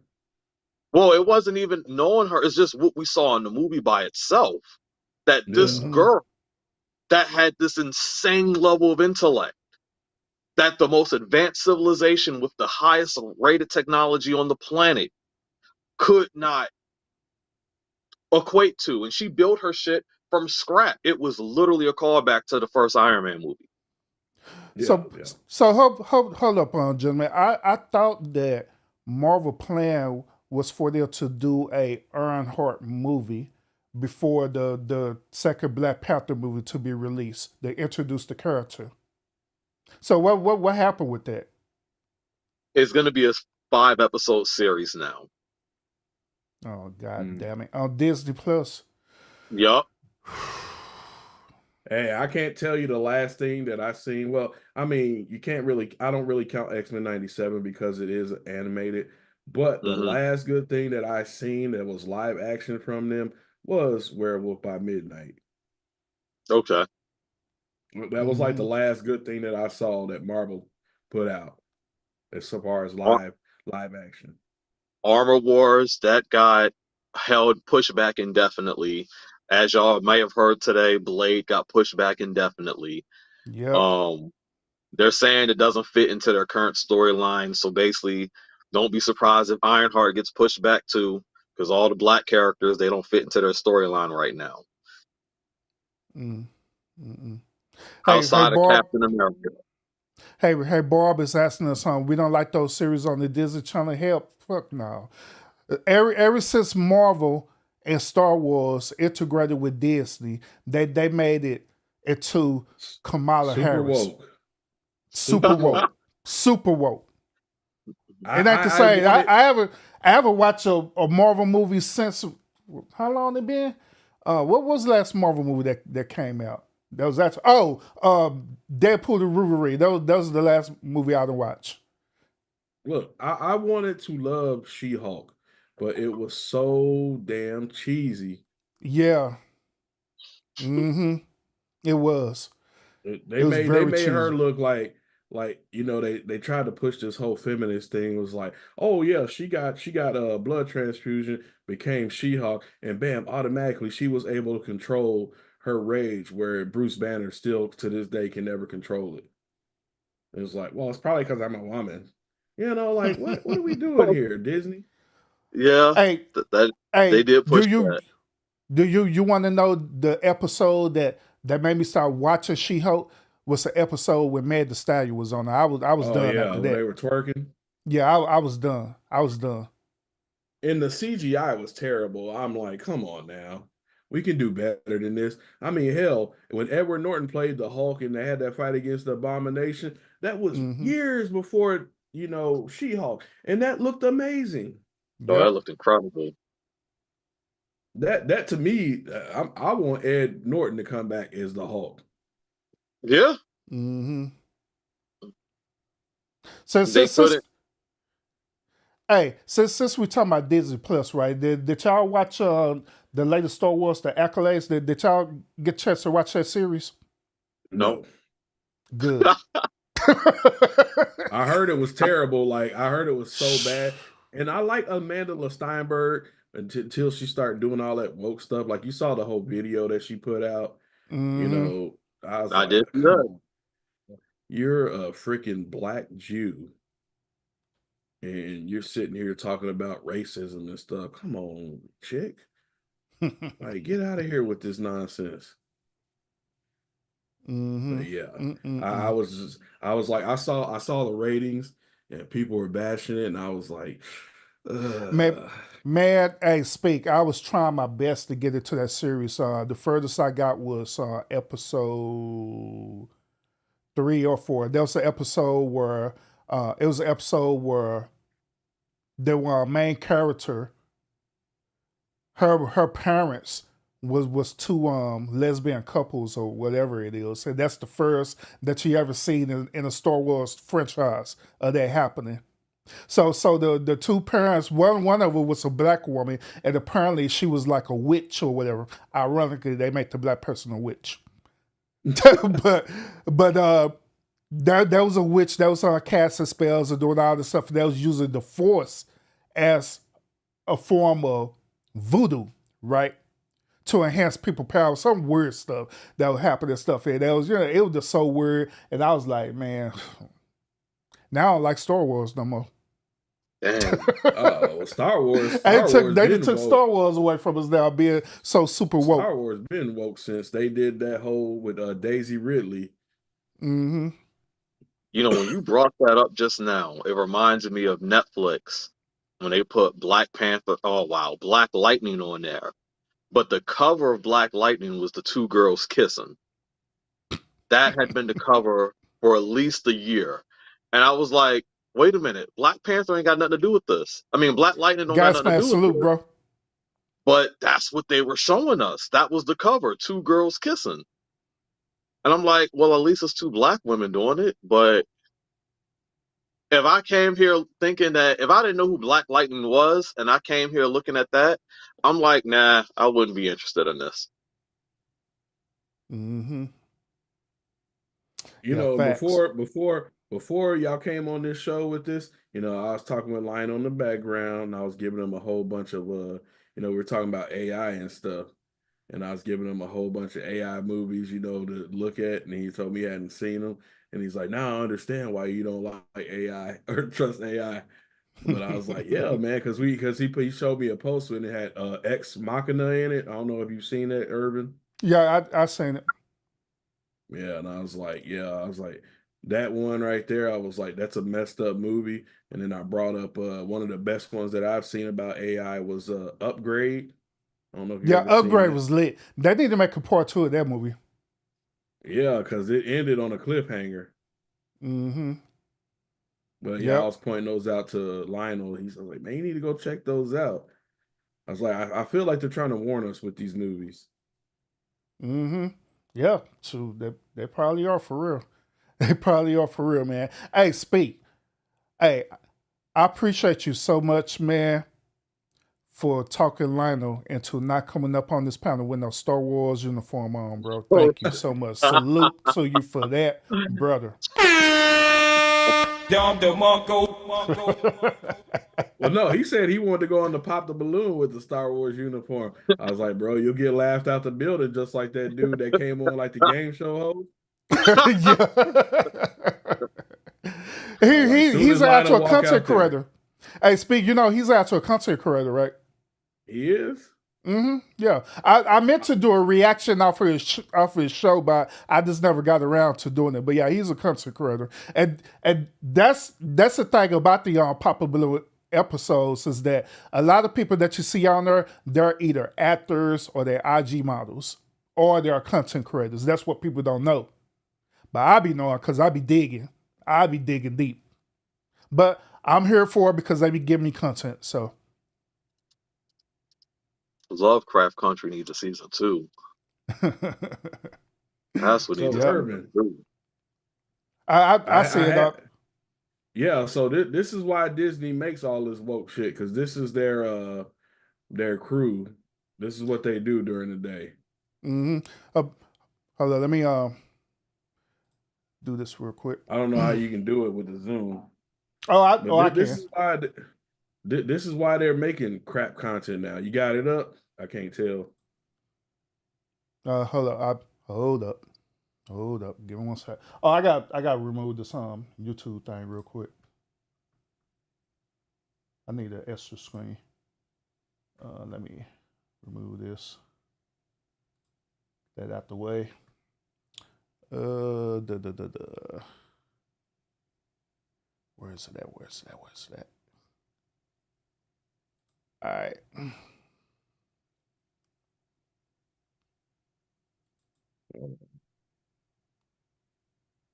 Dang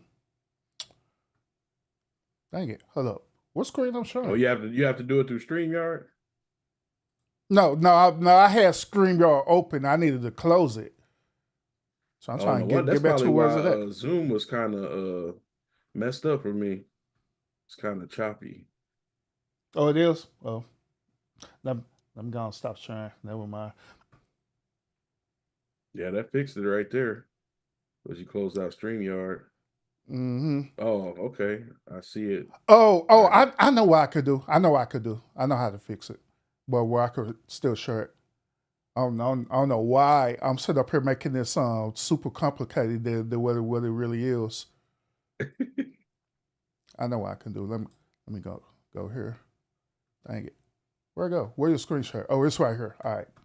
Here it is. This is what I could do.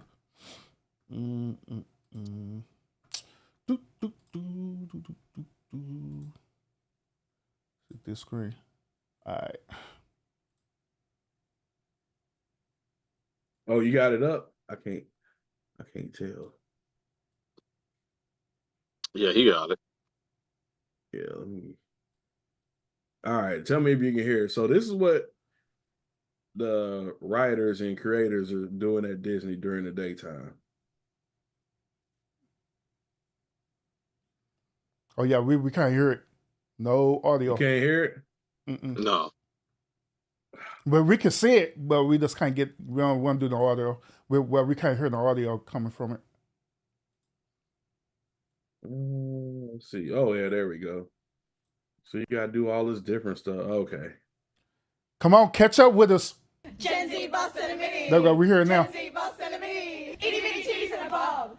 Itty bitty titties and a bob. 5'3" and an attitude. 5'3" and an attitude. Secret product in a trench. Secret product in a trench.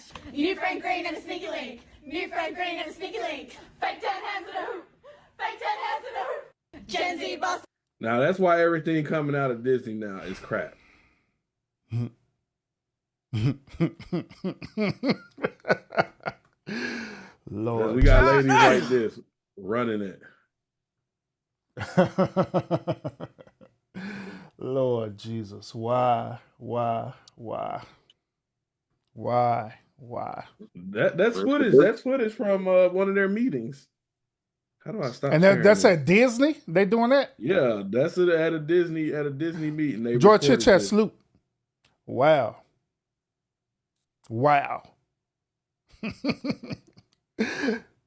Hey, Lionel, I'm just as baffled as you are on this one, bro. And this is why I haven't even watched no Disney shows, to be honest with you. I haven't watched none of that stuff, man. Well, they got that additive Nope, Agatha all along, but I ain't even all start that. along knows a who or wherever it is. I don't even watch that neither because they did disappoint me so much so with Marvel and all the stuff since they been with Disney. You know, actually, to that point, it's what I was saying earlier about the creators. A lot of the people that are, unfortunately, the creators of the current sci-fi fantasy genres are women.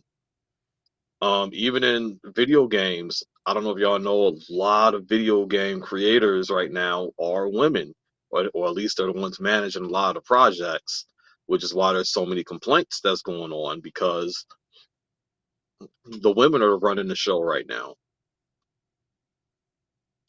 and it's not stopping no time soon, unfortunately. Mm-hmm.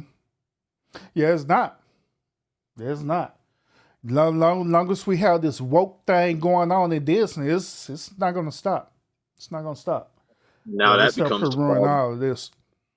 that becomes a problem with the black creation currently because now that's going to get called woke. That actually that's a good point, Lionel. Consider this too. What if the woke community, right? Well, what if they start incorporating sci-fi, right, and using that to try to get people like they low key trying to do right now, and they get all the black writers and stuff in on it, and they become woke, and let's say the characters are super woke in things, and they're gonna want call you up, Lionel, and say, hey, we want to offer you a contract, and they're gonna transform your black characters to a super woke all woman cast where they all together Oh, hugging shit. and kissing on each other. Oh my bad, I got the sound for you. That's bullshit. And you Yeah, know they're what? gonna be all hugging and kissing on each other, doing all some weird stuff. You know what's interesting? What you said is that growing up, there were people that they saw that I was interested in writing, and they would all be like, "Hey, you should go and try to work for Marvel or DC." They used to always tell me that, and I would tell them no because then I'm giving them all my creative energy. So Mm-hmm. when would I have time to work on myself? But then they'll say, no, no, no, it's okay. You can build your resume with them, and then you can go and do your own stuff. But then it's like, but y'all don't understand what I'm saying. I'm giving them my ideas though.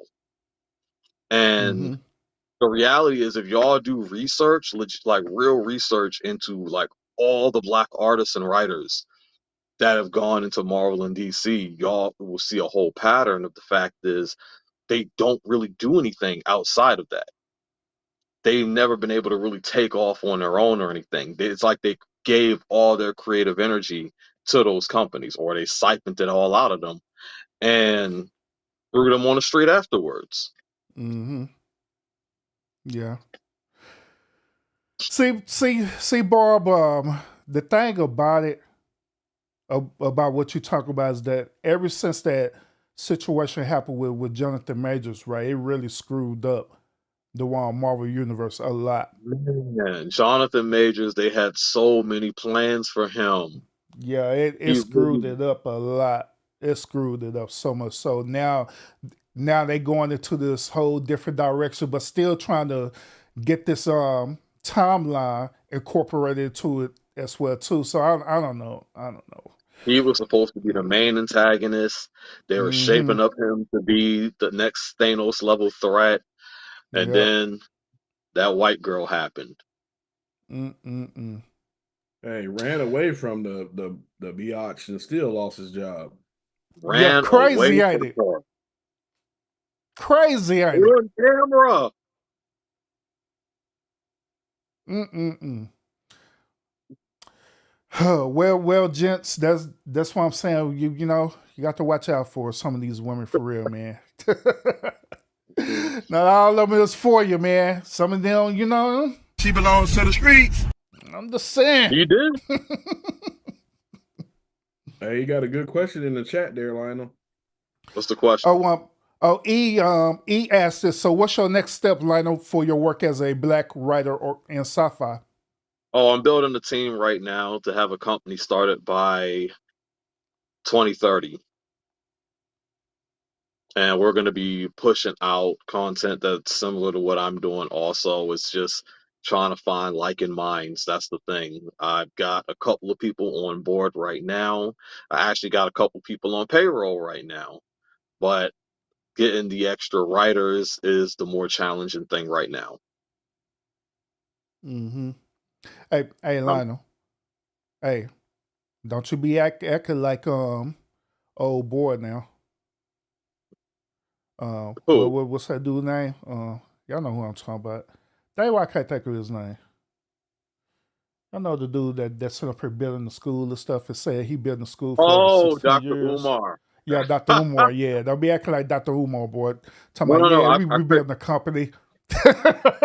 no, I create a timeline for everything, and I got to follow through. Like next year, August, I'm supposed to have my first animated episode coming out. Like no matter what, so it's going to be my first animated episode coming out, and that's been something that I've been working on also. So we're going to have that coming out, and then the next big step is really just pushing the company forward after that. Mm-hmm. But I Hey, just want to have.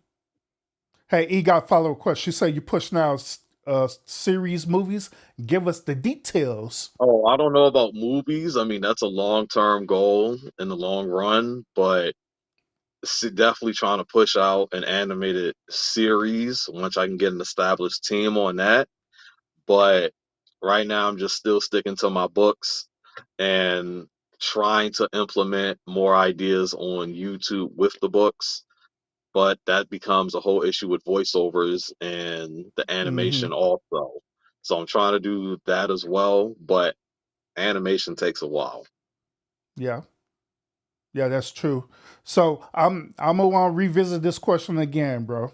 So what if someone with a lot of money offer to use your material in a movie, but they want you to change some details of the characters around. Will you be willing to do it for the money? No, no, no. I've thought about it in the same sense, and I don't know if y'all ever saw that interview with George Lucas, Mm-hmm. where I mean he got the money, but he lost his baby in the process. And he talks about how Yeah, much he hates literally. the Star Wars. He talks about how much he hates Star Wars now, how it just depresses the shit out of him and whatnot. And I would hate for me to hate my creation like that. If I put all my work, blood, sweat, and tears into this, and then be like, I hate my series. I really can't stand what this looks like right now. But I Mm-hmm. can't do nothing about it now. If I decide, okay, let me just write my own story. No, it's not mine. And you watch a lot of these writers who start their stuff up and give it to other people, and yet they lose basically all control over their story. Because it's like, Mm-hmm. now it's the company's story. Yeah. Now So we're going to do so what we want to do. so their argument, their um rebuttal on that is that they can always create new stories because they are the artists on that. So how you feel about that? I hate that argument. I hate that argument so much because it's not that simple. When you're already creating you're creating your timeline. You're creating your entire blueprint of a story. You're putting your best foot forward in that situation. But then when you get rid of it and it's like, okay, I want to do something different, it never measures up to what you originally did. It never measures up to that. And Mm-hmm. we have way too many like authors and artists that have showcased this. I see this in Japanese manga slash anime all the time. Their first project is that. That is their most iconic thing. Now, don't be wrong. It's a rarity if someone can surpass their original stuff, but 90% of the time, it doesn't happen because you put Mm-hmm. your best foot forward in those 38 volumes. And now it's like you can't even get past 2 volumes on your next work now. Mm-hmm. Yeah. So what if they offer you a contract and they said that within the contract that they give you full artistic expression in it, right? And then you go ahead and accept that contract, but later on down the line, you didn't read the fine print, and they just start changing it around. It's too late then. Like, I can't even do nothing then. Like, at that point, it's like, I can't really. How do you keep going with that? Like, unless I get a J.K. Rowling contract where she has legitimate, like, full creative control over, because y'all know she got that Harry Potter TV series that's about to come out. They Hmm. gave her full creative control over that. Yeah, yeah, So that's why I was alluding to. Uh, Before you even sign that contract, you could just simply tell her, "Is this an ironclad contract? Do I have full creative power over my work? Period. Without y'all trying to alter it, change it, or whatever." Because original contract, they could legally do that. They could at any given time yeah. add things or take away from it as they see fit. But Mhm. when it's ironclad, that means it's set in stone. They cannot change it at all. It's similar to. Like a prenuptial agreement. It's similar to that. Well, whatever you put on that prenuptial agreement, that's what got to go. Period. You know, so that's what how ironclad contract is too. So in a situation like that, and I'm like, if I really thought that over, then that's definitely a way to really expand. Then I would definitely be for it. I'd be hesitant because I'm gonna be honest, but I'd definitely be for it. But in the same vein, I think people have to realize like this stuff happens quite often. I don't think Mm-hmm. people understand how often these writers are getting their stuff and they're like, you know what? Yeah, let's make a movie out of it. And then they're like, we're gonna make sure you have this, everything you need. Next thing you know, they're telling you how much they hate the movie because it wasn't nothing like they said it was gonna be. Yeah. Or some way or somehow you get written off the team that's meant to be directing the movie and whatnot. Like too many authors from the 30s up until now have complained about this. I Mm-hmm. don't know what happened with the whole reading the contract and stuff like that, but more often than not, Hollywood has a way of taking you to a Puff Daddy party and then changing your whole thing. Not a Puff Daddy party. God damn. Hey, E had asked you this question too. She said, "Where can we find your book?" You can go to www.airtothestars.com and it's going to be in the art gallery section. Hey, speaker, you still in the chat? Could you drop your song website for us? I got you. I got you. Appreciate you. But yeah, that's where you can find it at. E. That's where you can find it at. Also, Lionel do have a YouTube channel too. He have a Discord that I need to start I need to start participating in, but that's neither here nor there. You can also just type my name in on Amazon also. Like I got Hmm. paperbacks on Amazon. I know Google Reads got some stuff.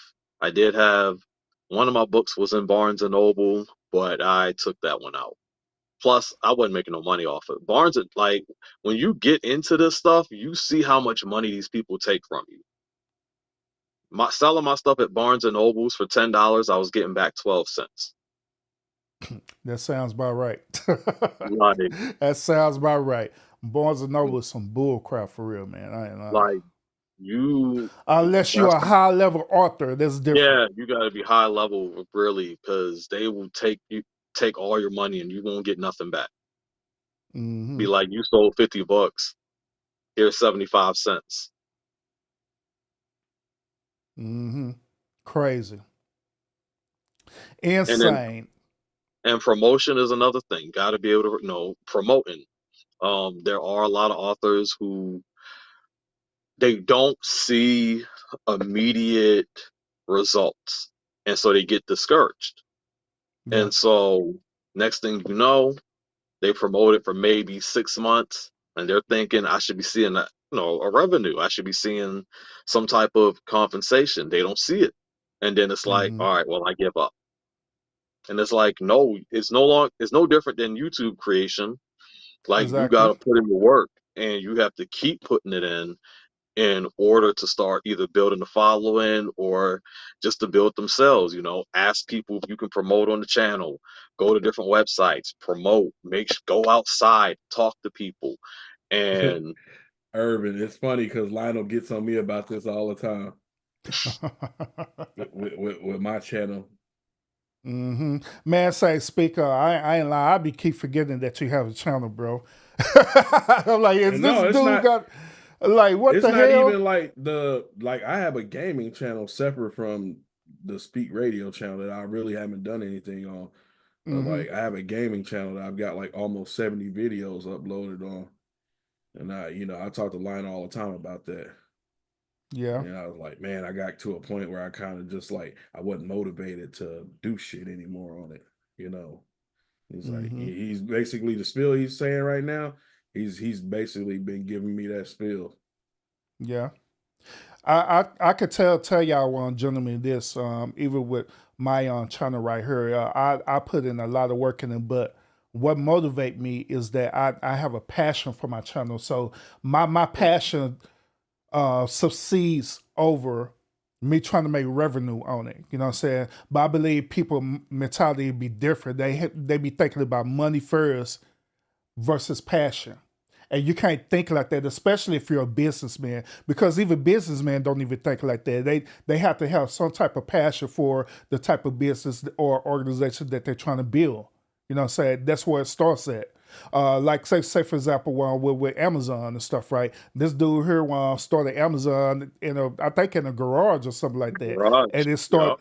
it started there. It just started there, and he had passion in doing it, and it just went for there. What's his name? Who did Facebook? You know what I'm saying? It started off as them goofing off in college as a dating Yeah. site. And then it blew up to Facebook, you know what I'm saying? So it starts out by you having a passion. Then if you, as long as you have that passion, that's what's gonna motivate you to keep pushing and pushing and pushing forward. And another thing too is, and this dealing with us as black people too. We have this instant ramen mentality where we want things right then and there. You know what I mean? Hmm. Where instead of us just going through the journey, and that's one thing I enjoy about my channel is that I'm going through the journey. It's slow burn. I'm slowly getting subscribers and stuff like that. But I'm actually going through the journey of doing. I'm doing everything possible. Me putting out content, make sure my content as great quality as possible. Make sure I have great talking point. Make sure I invite great phenomenal guests on here as well too. I promote my channel. The reason why my sub counts goes up to where it does because I literally promote my channel on different things like on Reddit, Google Ads, different things like that. So I'm doing everything possible to make this channel grow. But it just takes time for it to happen that way. But you got to have that passion. If you don't have that passion, then it's not going to work. It is not going to work. Well, As I say, it's going to die. So, Well, you know what yeah. it was for me, Urban, because like honestly, like even before I came to YouTube, I had started out streaming on Twitch, and it was Hmm. like it wasn't necessarily because don't get me wrong, I enjoy like for me, gaming is my chill, my cool down period, from coming from work and stuff. So that's what I do to relax. But I had a passion for streaming what I was playing or whatever. And it was like, I was spending a lot of money to, have the right equipment, learning how to use stuff, teaching myself how to edit and all this stuff kind of just like overwhelmed me. Plus, like I was telling Lionel, I was like, man, I got like 2, 3 games I'm trying to pump out content for, and then I just get overwhelmed and then I just stop.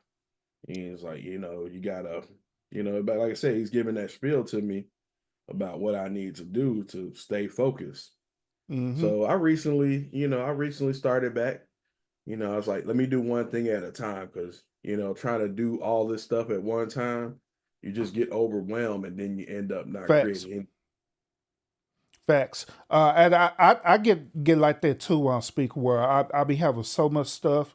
I be having so many of the topics like the stuff that y'all see when I present it.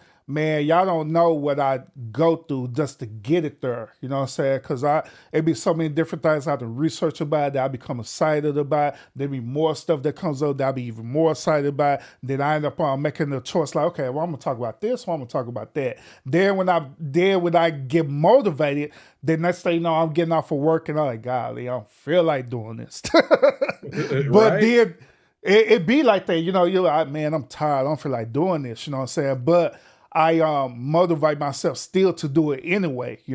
But the one time when I don't do it at all is when I know I am extremely tired and I'm just burnt. And so that's my body telling me that I need to take a break. And that's what I do. I just like, I ain't doing nothing today. We just gonna chill. And So, and but Lionel's right about keep on going through it because, like I said, when I was over there on Twitch streaming, like when I started out, I had maybe, it's people that I knew that I had told about my channel. So, I maybe had 4 or 5 people, then it go down to 1 or 2. And I always watch these videos about just keep doing it because you never know who's going to watch you. And the way I got monetization on Twitch was because I was playing StarCraft, right?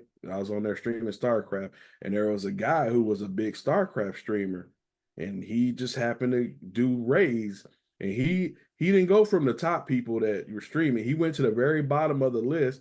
And he's like, "Oh, hmm here's a guy streaming," and I went from having 2 people in the chat to boom, one night 500 rated with 500 people, and I was like, "Holy hmm shit!" I was like, what do I do now? So I just kept going with it. And that's how I end up getting monetized. It's like, so, you got to keep doing this because you never know who's watching. yeah, exactly. Facts. Because you never know. Then on top of that, and here's my mentality too is that one day somebody gonna watch my content, right, and they're gonna say one or two things. And they're like, man, this is some great content. Or they're gonna say, man, this is some bullshit. I don't want to watch this shit no more.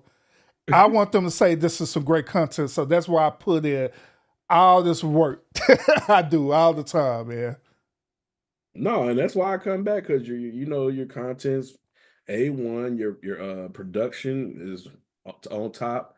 Like, I mean, you hmm got pretty good production. Like the only person I've seen with better production, than you maybe is, like Angry Man or somebody like Ringo. Those people Yeah, have really your good Ringo, yeah. production. And hmm I'm like, man, I was like, they put a lot of money into that. And I was like, that's how you know they're taking it serious. Because, hmm I spent a lot of money, trying to get Twitch going. Man, I bought monitors, a mic, $200 mic, Yeah. stream decks, all this crazy stuff. But then, you kind of want to be compensated just so if you can just get back what you put into it. Yeah. Yeah. And here's my mindset on that too, so it wouldn't discourage me. My compensation is me actually doing it and be fulfilled that I did it. Because Yeah. it's very easy for us to procrastinate and not do it at all. You know what I'm saying?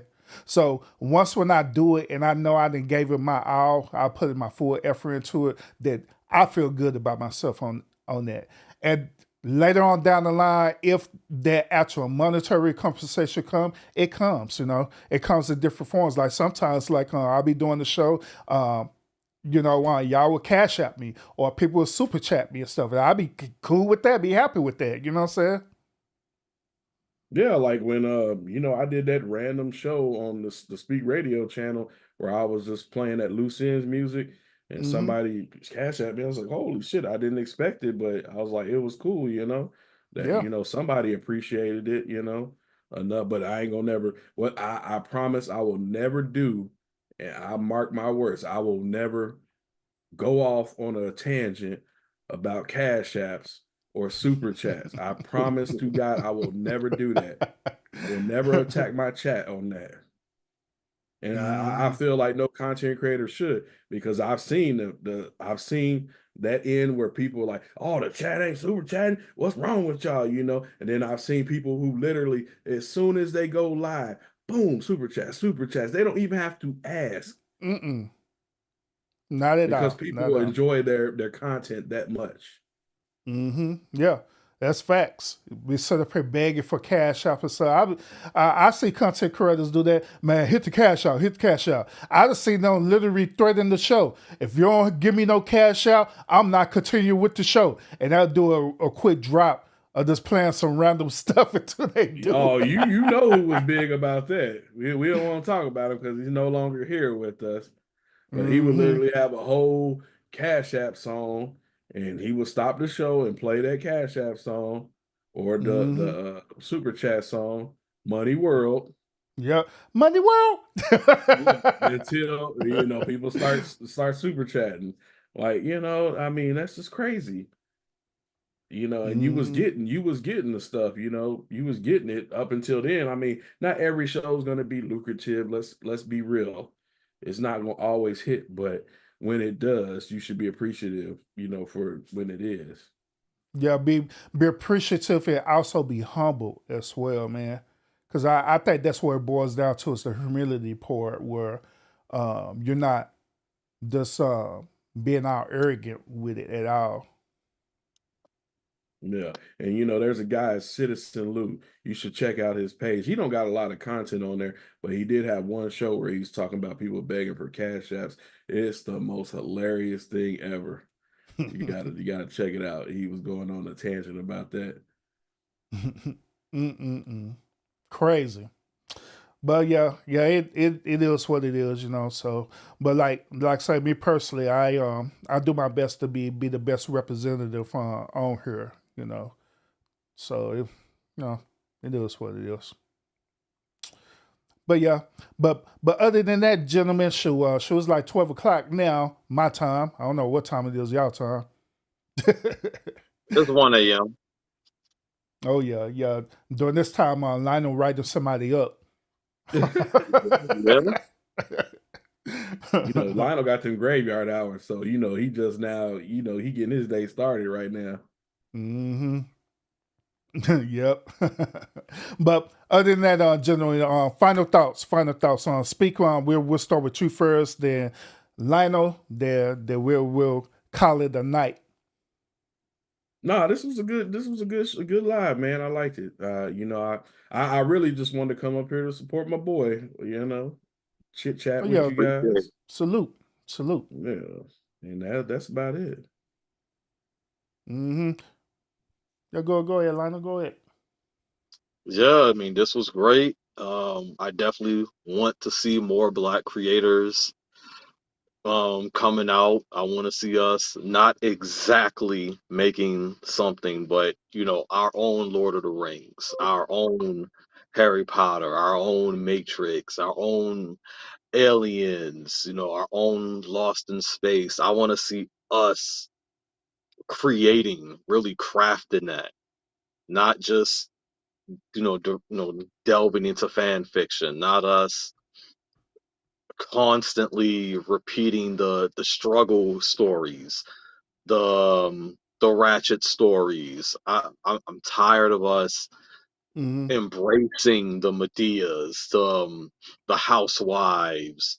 I'm tired of us embracing just the ratchetness of our culture and not really opening up our mind. People love to say how open their mind is, but this is the genre to show it, and we don't show it.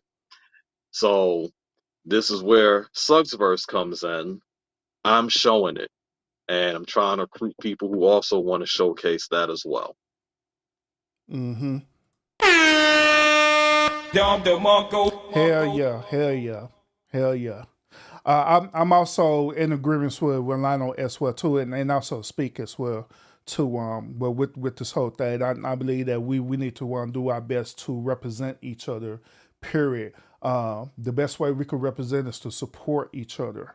Uh, I often talk about this on this podcast a lot about us having a crab in the barrel mentality, where one of us get out of the barrel, but once when you get out, others pulling you back down, and that could be in the form of talking about you, calling you a squirrel, saying things, derogatory towards you to discourage you. But we need to get back into us helping each other, encouraging each other, earn sharpens earn, and all that stuff, to help uplift each other. That's one of the ways we could be successful in everything that we do.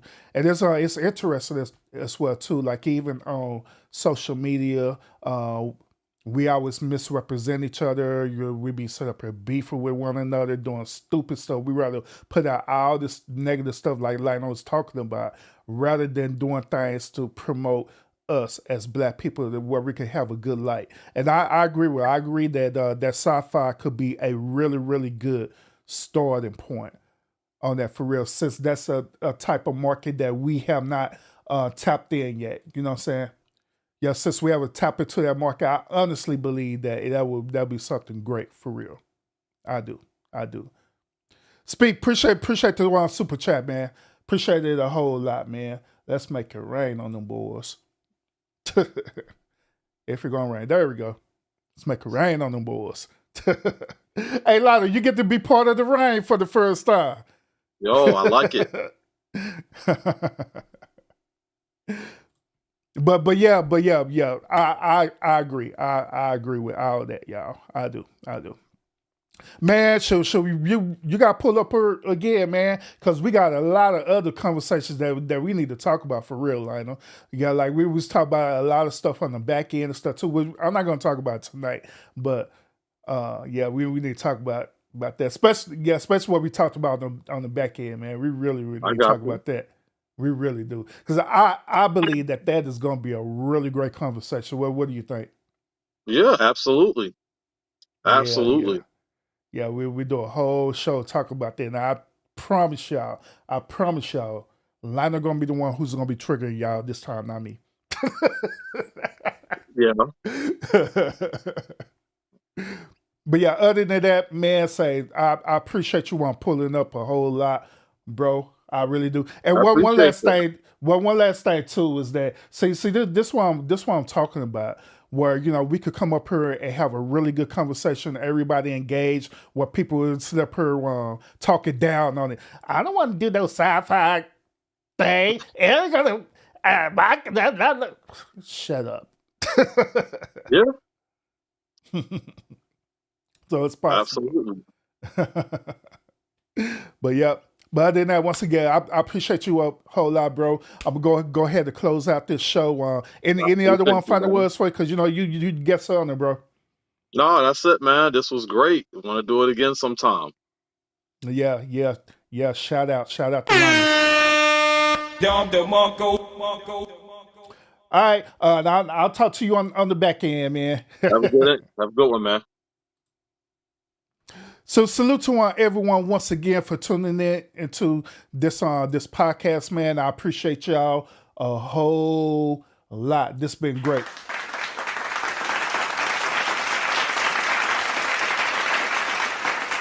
This has been great. This has been phenomenal. And another thing too, this has been forthcoming as well too, because a lot of my moderators, they've been telling me that I need to start doing more shows just like this. So I'm gonna put this out here. I'm gonna throw this out here to people. Now, if you would like to be a guest on the lounge, all you have to do is go into my about me, right? Go into either on my about me, and you can either email me, or you can go to my IG as well too, which that's on my about me as well too, and you can just hit me up like that too, and you could be a guest on the lounge. All right, so yeah. But other than that, thank y'all so much. I appreciate North Father in the building. Appreciate E pulling up in the building, gracing us with the presence. as always. Appreciate it a whole lot as well too. And everyone else who participated in the chat. We got Speak, we got Barb in the building, and everyone else who pulled up as well too. Thank y'all so much. Thank y'all. And last but not least, appreciate those of y'all who are watching the replay right now. Appreciate you a whole lot. Thank you. Thank you. Thank you. Thank you. If you want to continue to receive this good old thought-provoking content, make sure that you sub up to this channel. And not only that, make sure that you share out this channel and you hitting that thumbs up, because that's the only way it's going to continue to survive in the YouTube algorithm, okay? So other than that, y'all have a great, phenomenal night, and I will see y'all again on the next episode. Peace out, y'all.